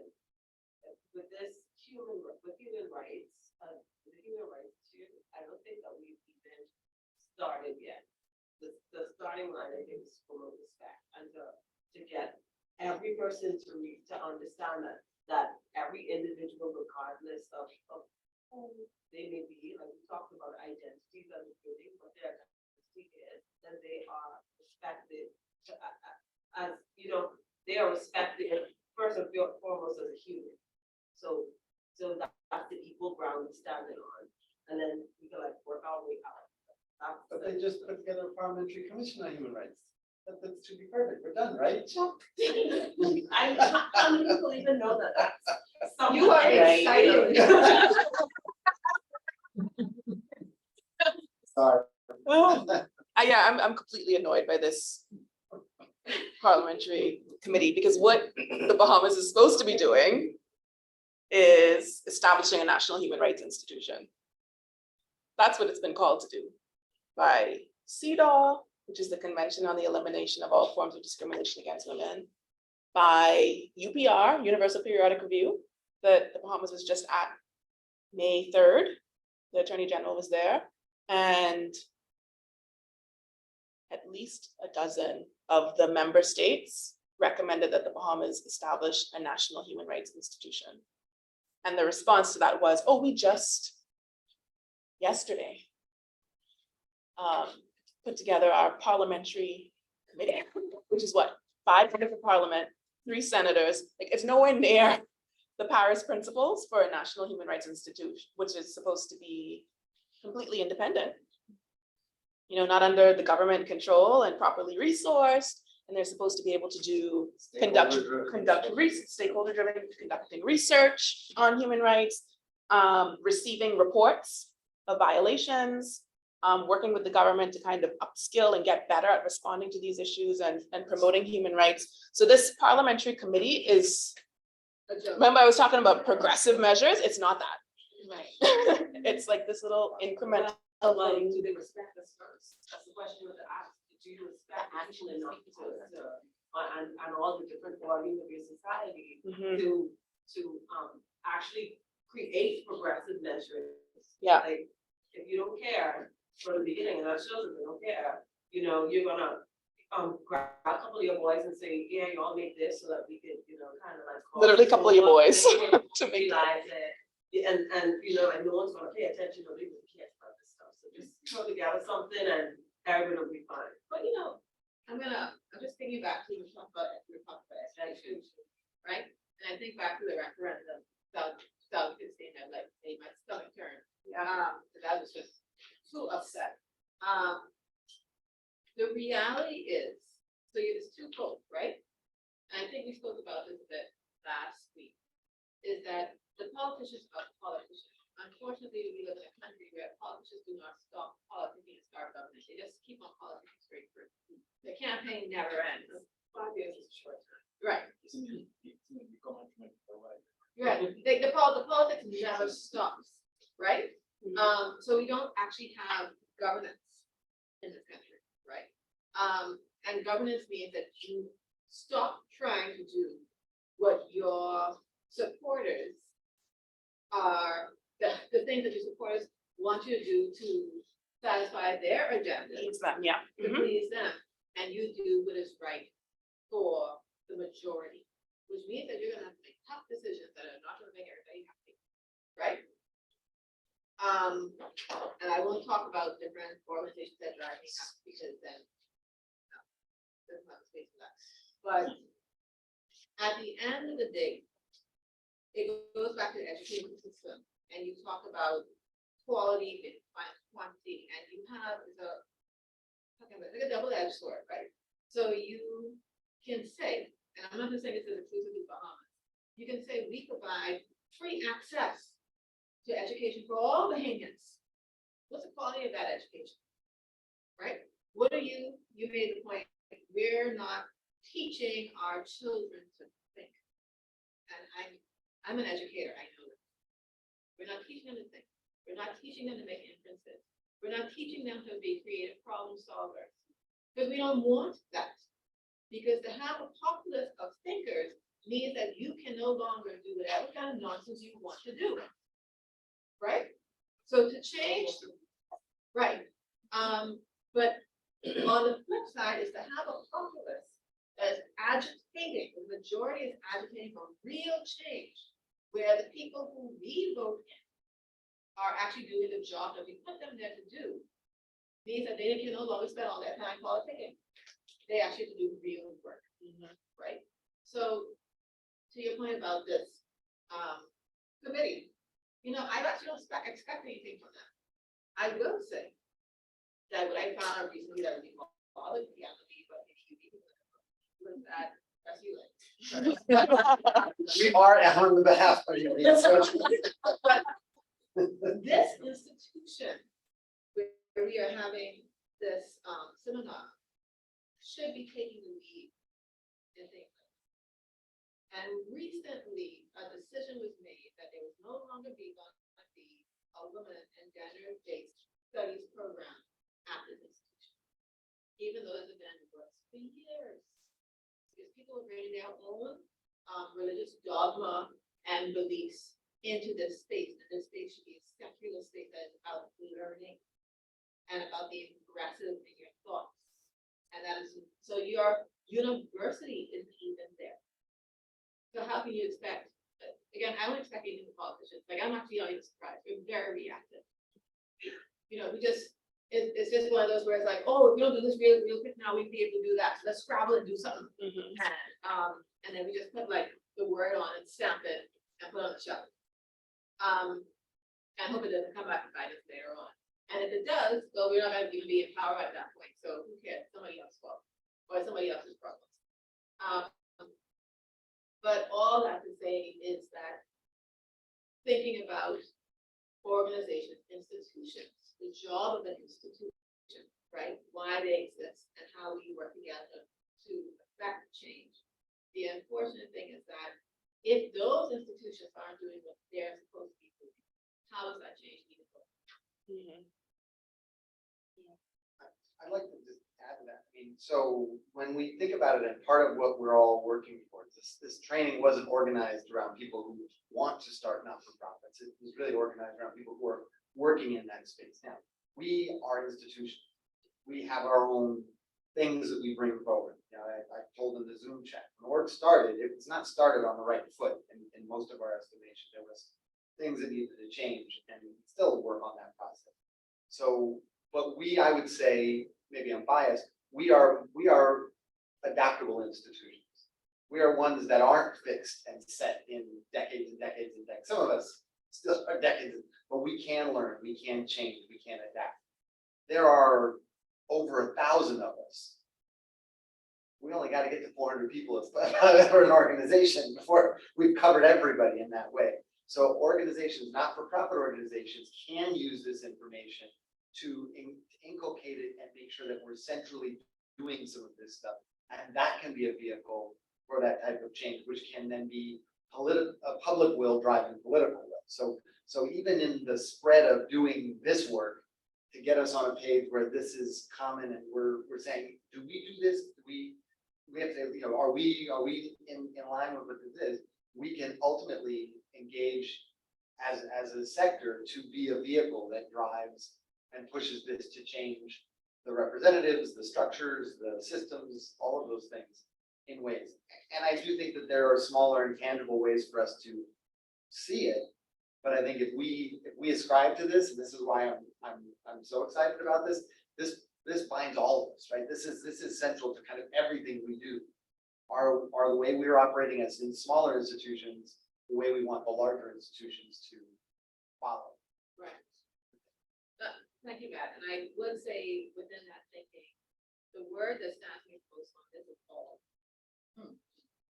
Because all is it has a very clear meaning in the dictionary, but it also becomes very subjective. And I do think that if we are, as institutions, organizations, are going to strive to inculcate this into what we're doing, the first thing we need to ask ourselves is, who is all? Like, seriously, who is all? Right? And that's a hard question to answer. Yeah, I mean, that takes us back to conch salad and how I don't understand you people who chose tropical conch salad over traditional, but apparently I have to respect you because you're human beings with human rights, and we don't all have to have our conch salad the same way. How about those who put mayonnaise in it? I don't want to talk about that. That wasn't even on the question. I don't want to talk about that. This was enough for me to handle today, okay? You don't talk about mayonnaise. Yeah. No. You know, and as much as it hurts me that people would take two of my favorite things, conch and mango, and like not enjoy them separately, like mash them together. It's hurtful to me, but it doesn't mean that I should stop you from having access to conch, to do what you want to do with conch, because I don't have to eat it. When you put mango in it, it hurts me. I am very sad, but I don't have to eat it. That's what all means to me. You know, that's what respect means to me. Eat those. Even y'all. Ugh. I have a friend on, I thought I made progress. I have a friend. You're not standing in the right spot. Oh. It's like you Oh, you should. every Saturday, he says. Bring it It's back. together, everybody except the. Oh, together. I don't like how That didn't work. Oh, okay. All right. But next time we need like half an hour more in the session just to give me time to swipe every time. So we're not gonna look at the whole Universal Declaration of Human Rights, just a couple articles that I think are gonna get you kind of like, I didn't remember that. So Article 1, all human beings are born free and equal in dignity and rights, even the ones born out of wedlock. They are endowed with reason and conscience and should act towards one another in a spirit of brotherhood. So it's like you're born free and you're equal in dignity, but then it gives us like some responsibilities to each other, which I think is really interesting.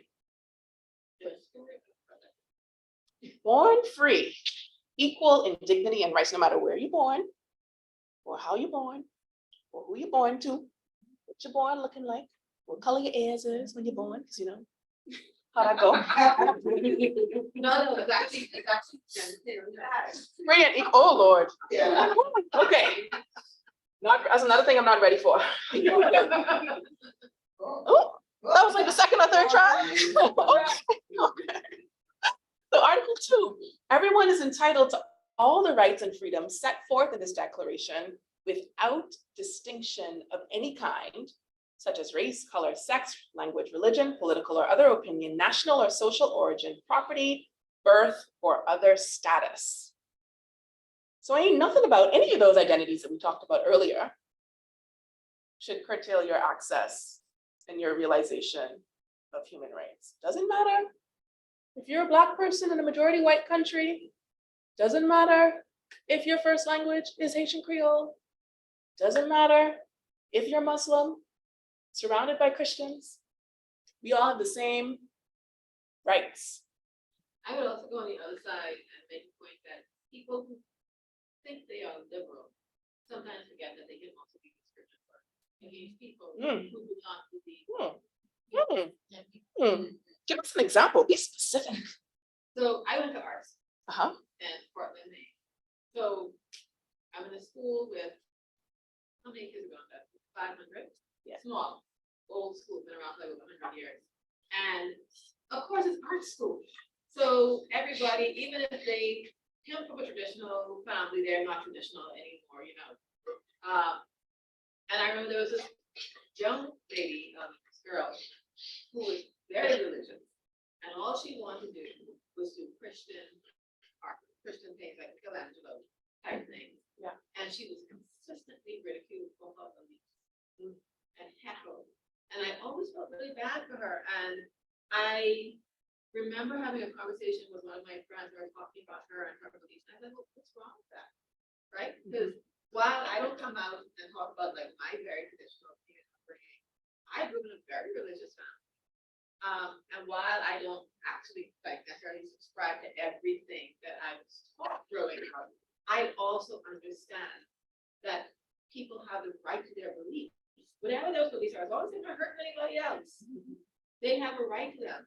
So is it okay on the flip side? So normally you have the one side where somebody is a Christian, you know, a very religious person who is actively pushing somebody or persecuting, let me say persecuting, I think it's a very strong word. Yeah. But actively pressuring somebody else to change their belief system because their belief system does not jive with what they believe. But there didn't seem to be an understanding the flip side was happening to this girl, and it wasn't right. Yeah. Yep. So what if she wants to do Christian art and paint Jesus, right? Yeah. Is she actually like doing it in a way that's no, I'm not offensive, I'm talking about this is a painting, it's a quick painting major. Like how, like in terms of how you're evaluated, is she communicating her ideas and concepts in an effective manner? Because that's really what it's all about. Yeah. Right? However she chooses to do that. And can she stand behind what she's doing? Doesn't matter what the content is. I mean, you're completely fine with the guy who painted an enormous penis on the wall. So tell me what the problem is over here. So Yeah. And then Matt, you were talking earlier about like identity and how there are certain things that come with privilege, and then when you get in a particular place, that privilege kind of flips and turns into a vulnerability. So that can happen, and you can be marginalized when you just change location, or you change like social grouping. One of the interesting things is that often happens. It's often perpetrated by people who have been on the receiving end of something like that. And somebody was talking about, why is it that people don't want women to have rights or are against these people who aren't bothering them? And sometimes it's that we just don't want to be on the bottom. And if there's somebody else who we could shift things on and make them the odd one, it makes things a little bit better for us. That's what we think in the moment, that we can't all be on equal footing. We're not even aspiring to that anymore. It's just that I don't want everyone to be above me. I need some people to be under. sorry, but that ties into a certain kind of self-hate, doesn't it? Yeah. And then Crystal was talking about respect. What happens when you don't even respect yourself yet? I mean,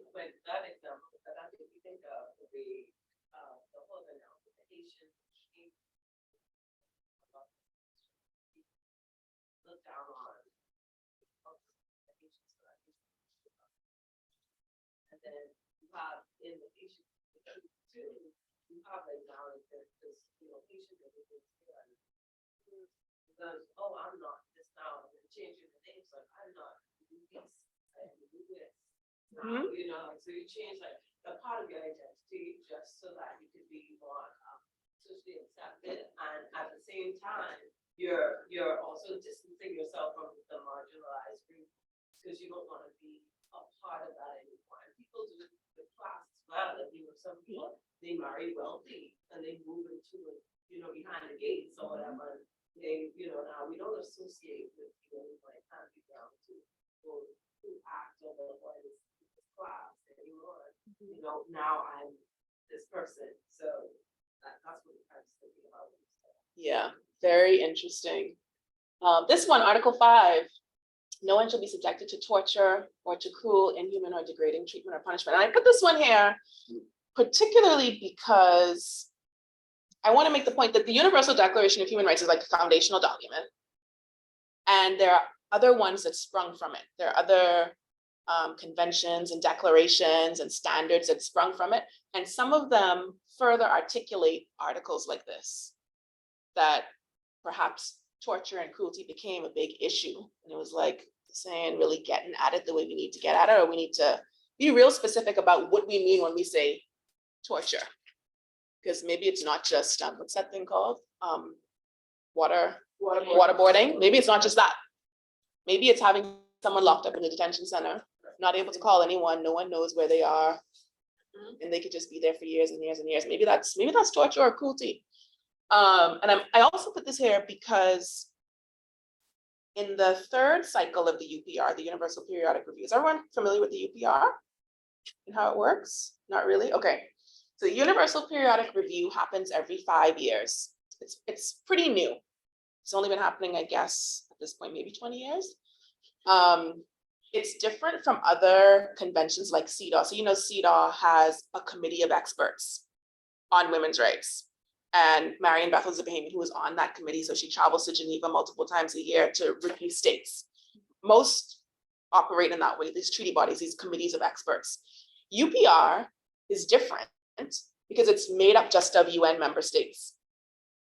And it happens in Geneva. So typically it's whoever is placed as the ambassador to the UN in Geneva. So permanent missions will give recommendations to other countries. So the Bahamas sits there and listens to recommendations coming from Cuba, Haiti, the US, Canada, Switzerland, all these places can give recommendations to the country based on a national report that the state produces. And then if there are any other stakeholder reports that are submitted, those. So Equality Bahamas submitted one in this cycle, the fourth cycle. And we also made an oral statement in Geneva. And whatever information they're able to gather, they make certain recommendations. This was the fourth cycle. The third cycle happened in 2018. And all these recommendations came out, including criminalize marital rape, pass the gender-based violence bill, do away with corporal punishment. Another one was to ratify the Convention Against Torture. That was, well, I don't remember what month it was. That was 2018. And the same year, the Bahamas ratified the Convention Against Torture. It doesn't, the countries don't have to take all the recommendations. We know that because the Bahamas has not. But this is one that it did take. Why? Just gonna ratify it. Now, there are some that they will not ratify. So they've been recommended over and over again to ratify, two in particular that they're not, but we're gonna look at them a little bit later. I just have to speed up a little bit. The value, I would say, of the periodic reviews, is it seems like the trend is the year that the periodic review happens, some things happen. So we just saw it's a good moment to we advocate. just saw the ombudsman bill tabled. We did see this parliamentary commission. Like, it is in the air, and so I think those do give us strategic thoughts about, like, this thing is coming up. There's got to be some response. They may not want to do all, but they realize they got to do something. We thought we were going to get marital rape bill before. It looked like they were pushing to get it done. Didn't happen.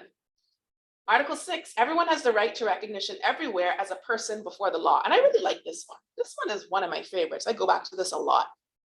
And if you know anything about what I do, anyone have a guess as to why this is one of my favorites right now? Black people weren't considered people. Right. But who is really not considered people before the law right now? In some ways. The one that I'm thinking about in particular for this is the Sexual Offenses Act, which has a definition of rape that excludes married women. And if you listen to people who talk about it, they will say the two become one. The woman has to submit. And it kind of sounds like a married woman is the person. Because you're not before the law. Your property. Yeah, like you cease to be a person. Now you're like half a person, or you've been completely subsumed by another person. So I like this one in combination with some other things. 7, all are equal before the law. This is also my favorite for the same reason, and are entitled without any discrimination to equal protection of the law. So that same piece is denying people who marry that equal protection of the law. The law is protecting people who, you know, not protecting, but it's responding to the issue of rape, but not if you're married. You don't have this protection. So these are 2 articles where we can see human rights violations in the fact that marital rape is not criminalized. Come on, we're doing so well. Okay, Article 15, everyone has the right to a nationality. I don't think I have to talk about this much, no. And no one shall be arbitrarily deprived of his nationality nor denied the right to change his nationality. Enough said, right? Keep it moving. Married women again get part of Yeah, yeah, that. Married Women and married children. foreign men can- This is what I like. This is yours, this is your fave? Okay, Article 21. Everyone has the right to take part in the government of his country directly or through freely chosen representatives. Can I just talk about the year when crew being denied entry to vote because they weren't wearing Please do. That was a very fun year for me. and they were wearing shorts? Yeah. Can I also talk about how I cannot go to the ministry habitation, any ministry, even in the dead of summer, when you die. Open toe When you shoes. die from heat. Yep. Wearing shorts, not indecent shorts, because I never too old for that, but Never. so there's a point where you just don't put that thing on no more. But not in decent shorts and not in a decent top, but it's sleeveless because it's hot and it's short. And I'm wearing shorts because it's hot. And I'm going inside to pick up, it could be anything from a document somebody needed me to look at or sign to a check. Cannot get up the stairs. You are exposing your shoulders. You are exposing your legs. I will point it, I wearing a skirt. These caught me on my knee, I'd be fine. Problem is that I'm wearing shorts that catch me, even on my knee. It's not okay. Someone I know so- couldn't get into immigration. She was wearing shorts. And no, she was wearing a sleeveless thing. It's 2 different people. One was wearing something sleeveless. They let her in with a towel around her shoulders. And then one was wearing shorts. She cut up a grocery bag, the reusable grocery bag, and made it into a skirt that was actually shorter than the shorts. And they let her in. It is, and of course, I had a big route with security and it said, do you realize we live in a subtropical environment and it is 100 degrees outside? Well, you must have a sweater in your car. Are No. you joking? It's Bahamas. Well, unfortunately, it's not his call, you know. No, it's not. And however, I'm happy to be recorded. I'm sure whoever is on this call. can talk this over. And that's Or tell me who to talk to so I can just complain to them until they change it. Because Yeah. I'm very respectful, happy falling away every day and making their lives miserable. My point is that going into a ministry, that's taking part in the government Sure of the is. country. Sure is. So why is it that there are dress codes in place for people who don't work there? You're also assuming that the people who are coming there have choices in what they have to wear, but that's the only thing they have in their custody.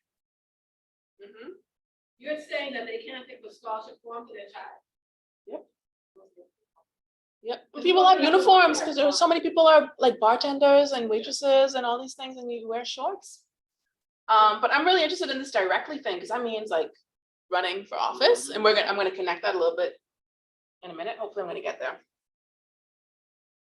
Come on. Characteristics of human rights, we already know this: universal, inalienable, indivisible, interdependent, interrelated. And most of these really mean we can't be separating these things out.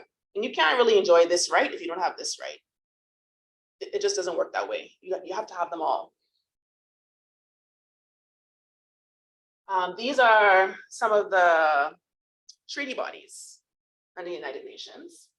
The Bahamas has ratified all but 2 of them. So this one, International Convention on the Protection of the Rights of All Migrant Workers and Members of Their Families, has not been ratified. Many states in the UPR this cycle recommended ratifying this.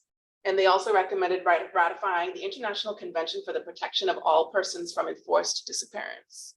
that we haven't ratified. Haven't ratified. The rest, we have. We have not ratified optional protocols to these conventions. So optional protocols are basically like, they're sort of like addendums, but they allow for individual complaints to be made. So if your right to being violated under one of these, you can go directly to the UN and say, this is my case, and they would hear your case and engage the government. No optional protocols. So it's like we have ratified CEDAW, but not the optional protocol, the CEDAW. So we can report, we can submit our shadow reports as NGOs, but we can't take an individual case to the CEDAW committee and say this horrible thing has happened. You can do it under the OAS. The International Court under the OAS. Okay, we haven't signed on to the IACHR, No, right, to the right. regional court. Yeah, so the Bahamas is basically against anything that where you can bring an individual case. So we haven't signed on to the CCJ, the Caribbean Court of Justice, and anything like that. Wallace, Hi, hi, which 2 you said the Bahamas has not ratified this yet? the one on migrant workers and their families, and the one on enforced disappearances. Okay, got the migrant. Let me What's see. up? Let's see. What if was it'll let me what's slide the backwards. second one? What was the second one? Let me see if I can. Yeah, you did, thanks. I'm trying, but it's not letting me. Oh, okay, all right. There we go. So it is the second from the bottom and the third from the bottom. Second and third from the bottom. Okay, thanks. You got them? Yes. Back over here. I got it. You could move to the next slide. Okay, thanks. So we remember the one that we looked at that was about participating in government directly, so being able to run for office. This is an example of the way that these mechanisms can overlap and build on each other. So this is what the Universal Declaration of Human Rights says. We just read it a little while ago. And then we have CEDAW Article 7 that is particularly on political participation, public life. State parties shall take all appropriate measures to eliminate discrimination against women in the political and public life of the country, and in particular shall ensure to women on equal terms with men the right, and this section has like A, B, C, D, so we're just looking at B, the right to participate in the formulation of government policy and the implementation thereof, and to hold public office and perform all public functions at all levels of government. So it's built this out and said, yeah, just in case you thought women weren't people, like we also mean them. So we're just going to put it in here to remind you of the humanity. And then what happens, at the UN, there is this annual event. CSW is the Commission on the Status of Women, happens every year in New York. And at the 65th session, which was 2021, the theme was around women's participation in political and public life. And ahead of these, coming out of the CSW is always some agreed conclusion. So all of the member states work collaboratively on a statement and they make a commitment. They say, oh, we recognize that these things are wrong, these things are bad, this progress has been made, great. Here's the things that we commit to. And in preparation for that, CARICOM, so Caribbean countries, work together on its own statement. And there are other regions that work on their statements and then they kind of get compiled. And then, as you can imagine, they get stripped away because certain countries say, I'm not signing if it says that. You know, so you'll never see like LGBTQ plus spelled out in here, because some country's gonna say, no, I ain't signing it if it say that. Or anything that looks like it means that. This is a paragraph from the draft that final draft that CARICOM took to this process. Quote, we recognize the need to implement international and national commitments and norms, including through temporary special measures, create more enabling environments and institutional systems, eliminate violence against women in public life, and strengthen the voice, agency, participation, and leadership of women who face multiple and intersecting forms of discrimination to reach equality in participation and decision-making in public life. So there's a lot in there. I'm caught on the two words again, Yeah. recognizing doesn't mean that you feel the need to do anything about it. So this is the part, the way these statements are written, Right. it's like, we recognize, we acknowledge, and then it says we commit to later on. So there's another paragraph that might not be as strong as this one that says what they commit to. And then I'll show you, I think I have a slide that has the version of this that made it to the final agreed conclusions of the international thing. We should, just as a timekeeper, she says we can go a little bit longer. Okay, But they, by one, she's gotta be out. okay, I would I'm say gonna by try to Quarter two is wrap probably us our up. longest. Got it, thank you. So this is packed. We have temporary special measures here. Do we know what that is? In a situation where there is not equality, there are things that we can do to sort of catalyze that. And not just catalyze it, but change our thinking about something by making something a standard. So here we're talking about things like quotas, political quotas. So we could say we don't have enough women participating in politics. And it's not because they don't want to, it's because they're not really getting the space within the political parties. And you know, Bahamians have this idea about what leadership looks like, and they envision a man as a leader. How do we change that? We get every political party to ensure that a proportion of their slates, their candidate slates, are women. So this has been done in lots of places. Guyana is one in the region that's had a quota for a very long time, a 30% quota, and they've pretty consistently had 30% women within their governments.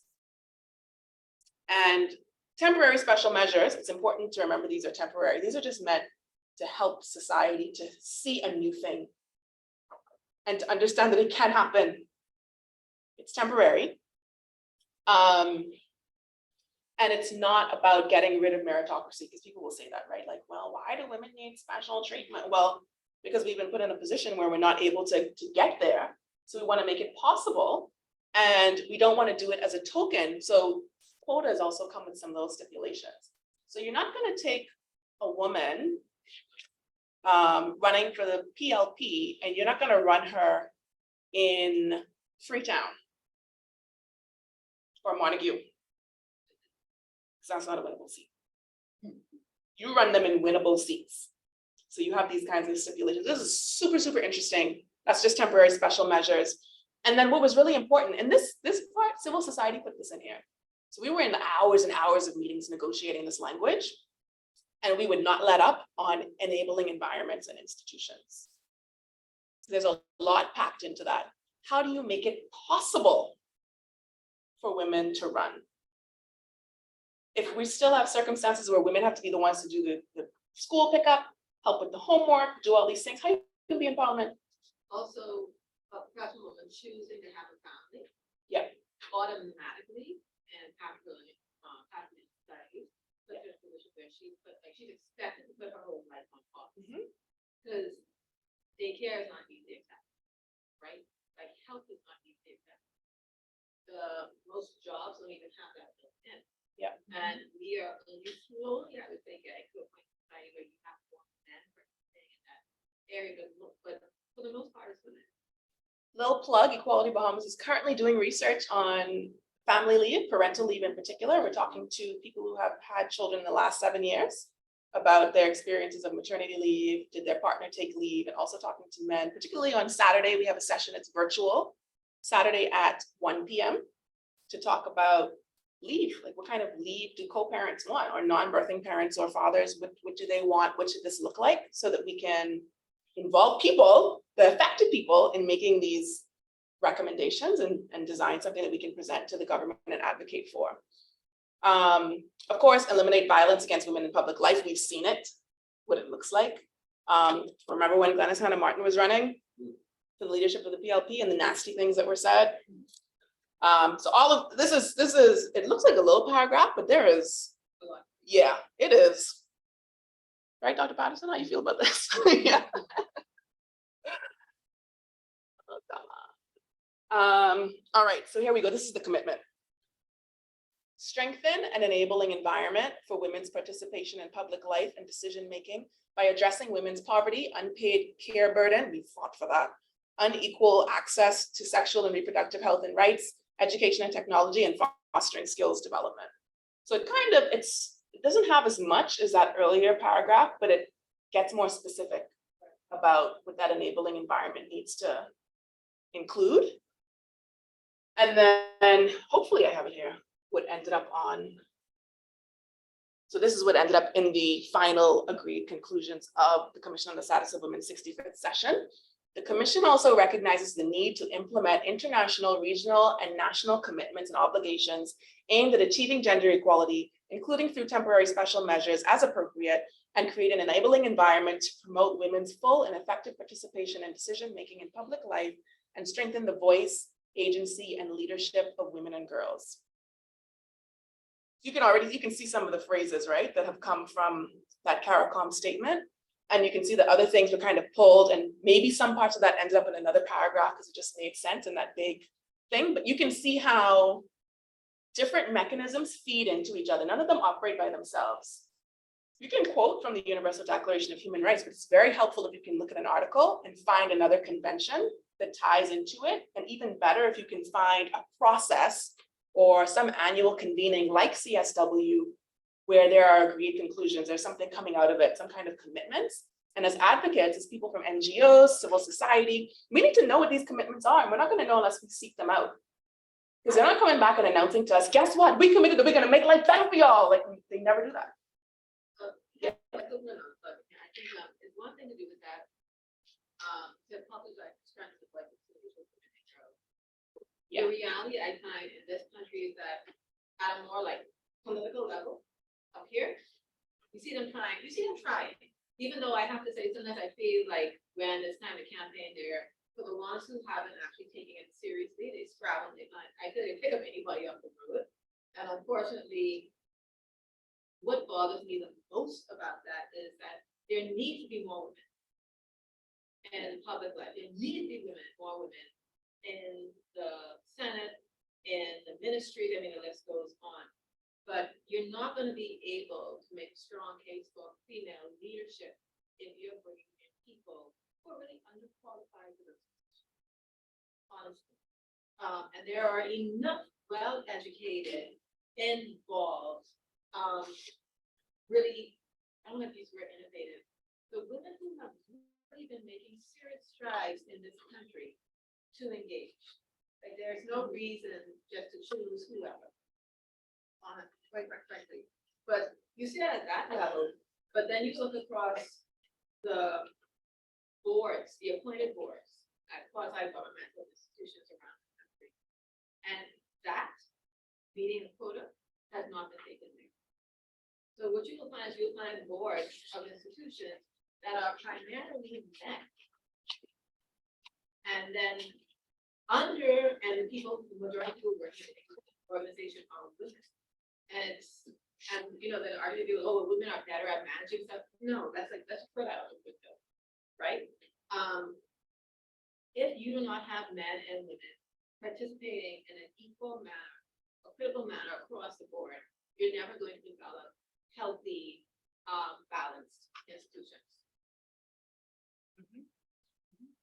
And we need mechanisms for that.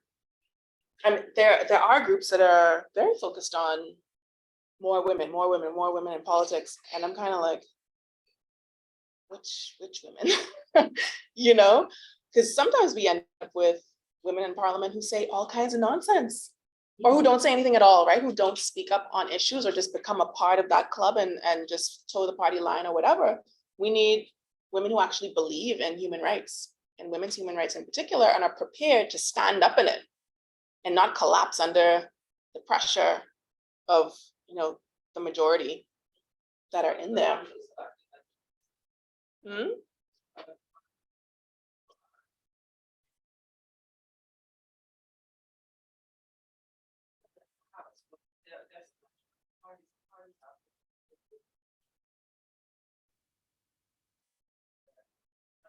They're going to do things according to them. So the women that would shoot, especially are Right. when they make a decision that's not going to help them. A lot of women are not, they feel like there's no social obligation to be care about women's rights. Like there's no, like people aren't pressured enough. People aren't like, oh, I wonder what this person thinks about women's rights. Like you're not like that. That's not even a part of the discussion. Most of the time that they get off, it's like, oh, I just like this person. Yeah. So And we have to remember that when we say we want more, yes, we want more women, but we have to recognize that women are not all the same. Right? We're not a homogenous group. We're very different. There's lots of diversity in womanhood. There are women who love to doll up and wear makeup and all these things. And there are women who are just like, I ain't doing it. I don't like it. There are women who are in relationships with men. There are women who are in relationships with women. There are women who are experiencing poverty. There are women with disabilities. We're having very different experiences out here. We're not all the same. And what we tend to see end up in these spaces is kind of women who are pretty similar, right? Like they look a certain way, they present themselves in a certain way, they speak a certain way, they usually, attend church, they're married, they have children. and they close the party much very, very, very. And they are for women who are like them. Yes. We need women who are gonna stand with the women like me, who are gonna stand with the women who eat tropical conch salad. Yeah. On that point, Mr. McCarthy made the point to say, the examples used right now are all women's rights, but also what about folks with disabilities, seniors, other voices that also are not represented are also key to be considering. And I want to say we have 13 minutes to bring it all together. Upload, yeah, that's it. My last slide. We have not 30 minutes. We have 8 minutes before they lock us in. Yeah, my last slide didn't work, but y'all know how to find me. I don't need the last slide. I'm Alicia Wallace. I'm at Equality Bahamas. The email is equalitybahamas@gmail.com. I'm very responsive. But I'm happy to hear anybody's comments or anything like that. I do have to run away to my brother's birthday lunch, but Any last minute comments from the folks online?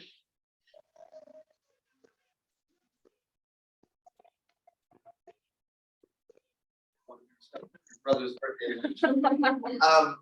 Just very quickly, folks, can we have a hand for Alicia?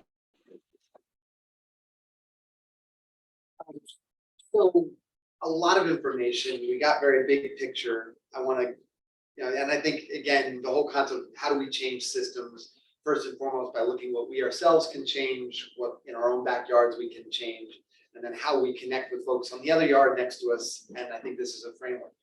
I will bring it all back to a very practical component though. Everything you've been presented with today is also very helpful in terms of the execution of your direct mission, as well as collaborations. More and more funders are looking to see how your work ties into human rights. So having and looking within your organization and having a human rights policy, one that connects what you do to how you preserve these rights, or a gender policy. Sometimes those are even the typical questions you're asked by funders. So thinking about it now directly, this information, how does this relate to me, my organization? How can we execute and support not only these international obligations, but ones that I think we commonly philosophically believe in very practical ways is also going to make you more effective at getting people within your, or to believe in your organization, to access the services you provide, and make sure that those services are respectful to the folks that they're designed, and that they have a voice and that they have a space. So we will pick up on this theme. We were going to do something next week and we realized, oh wow, there's only 3 days in next week. So I think we are going to be smart and realize that we'll need to schedule a little further. So I'll reach out to everybody and let you know where we're at with the next sessions, and it might even be like a session and a half. We might do a full session and then a virtual session to do a little bit of a closing. I have been requested to do the rest of our fundraising presentation, and that's probably not a full day, that's just a couple of hours. So the next one will be focused on monitoring and evaluation, which is also a really important, very practical skill for your organization, being able to show how you've had impact and how you're measuring what you're doing, as well as financial reporting, which is also very important and practical, because people want to know how are you using your money. You want to know how are you using money. Your boards want to know how are you using money. And even the people you serve would like to know how you're using your money. And showing, and this is my own personal pride, that not-for-profit organizations can and usually are more effective and efficient with the resources that they have. And that we're a little bit, as we kind of talk about our common theme, intentional about where we invest the resources we have, makes you also more attractive as a fundraising entity, as an opportunity to build and strengthen collaborations. So thank you very much. Enjoy the day. It looks like we beat the rain, so we're not walking out into wet forms. There are plenty of donuts and fruit. I will point out there's a dynamic you may not know, that if you eat during a training about human rights, calories don't count. So feel free to take and walk as you might. Oh, and we get swag. So y'all at home who are remotely and could have been here, people here are getting stuff. So next time, make sure you're joining us. Thank you very much for everybody that participated online, folks in other islands. We really appreciate you. Have a great, great day. Thank you.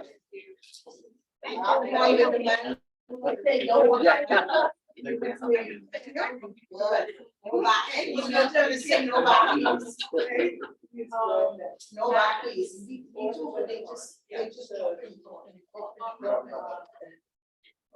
All day, all night, while you think you make your own. Yeah, I made juice and stuff, other than the sauce. Hey, thank you so much. So that's for my little niece next door, every time she sees me. Buddy, Nikki, you have a treat for me? Yeah. I've been trying to really something at the beginning, but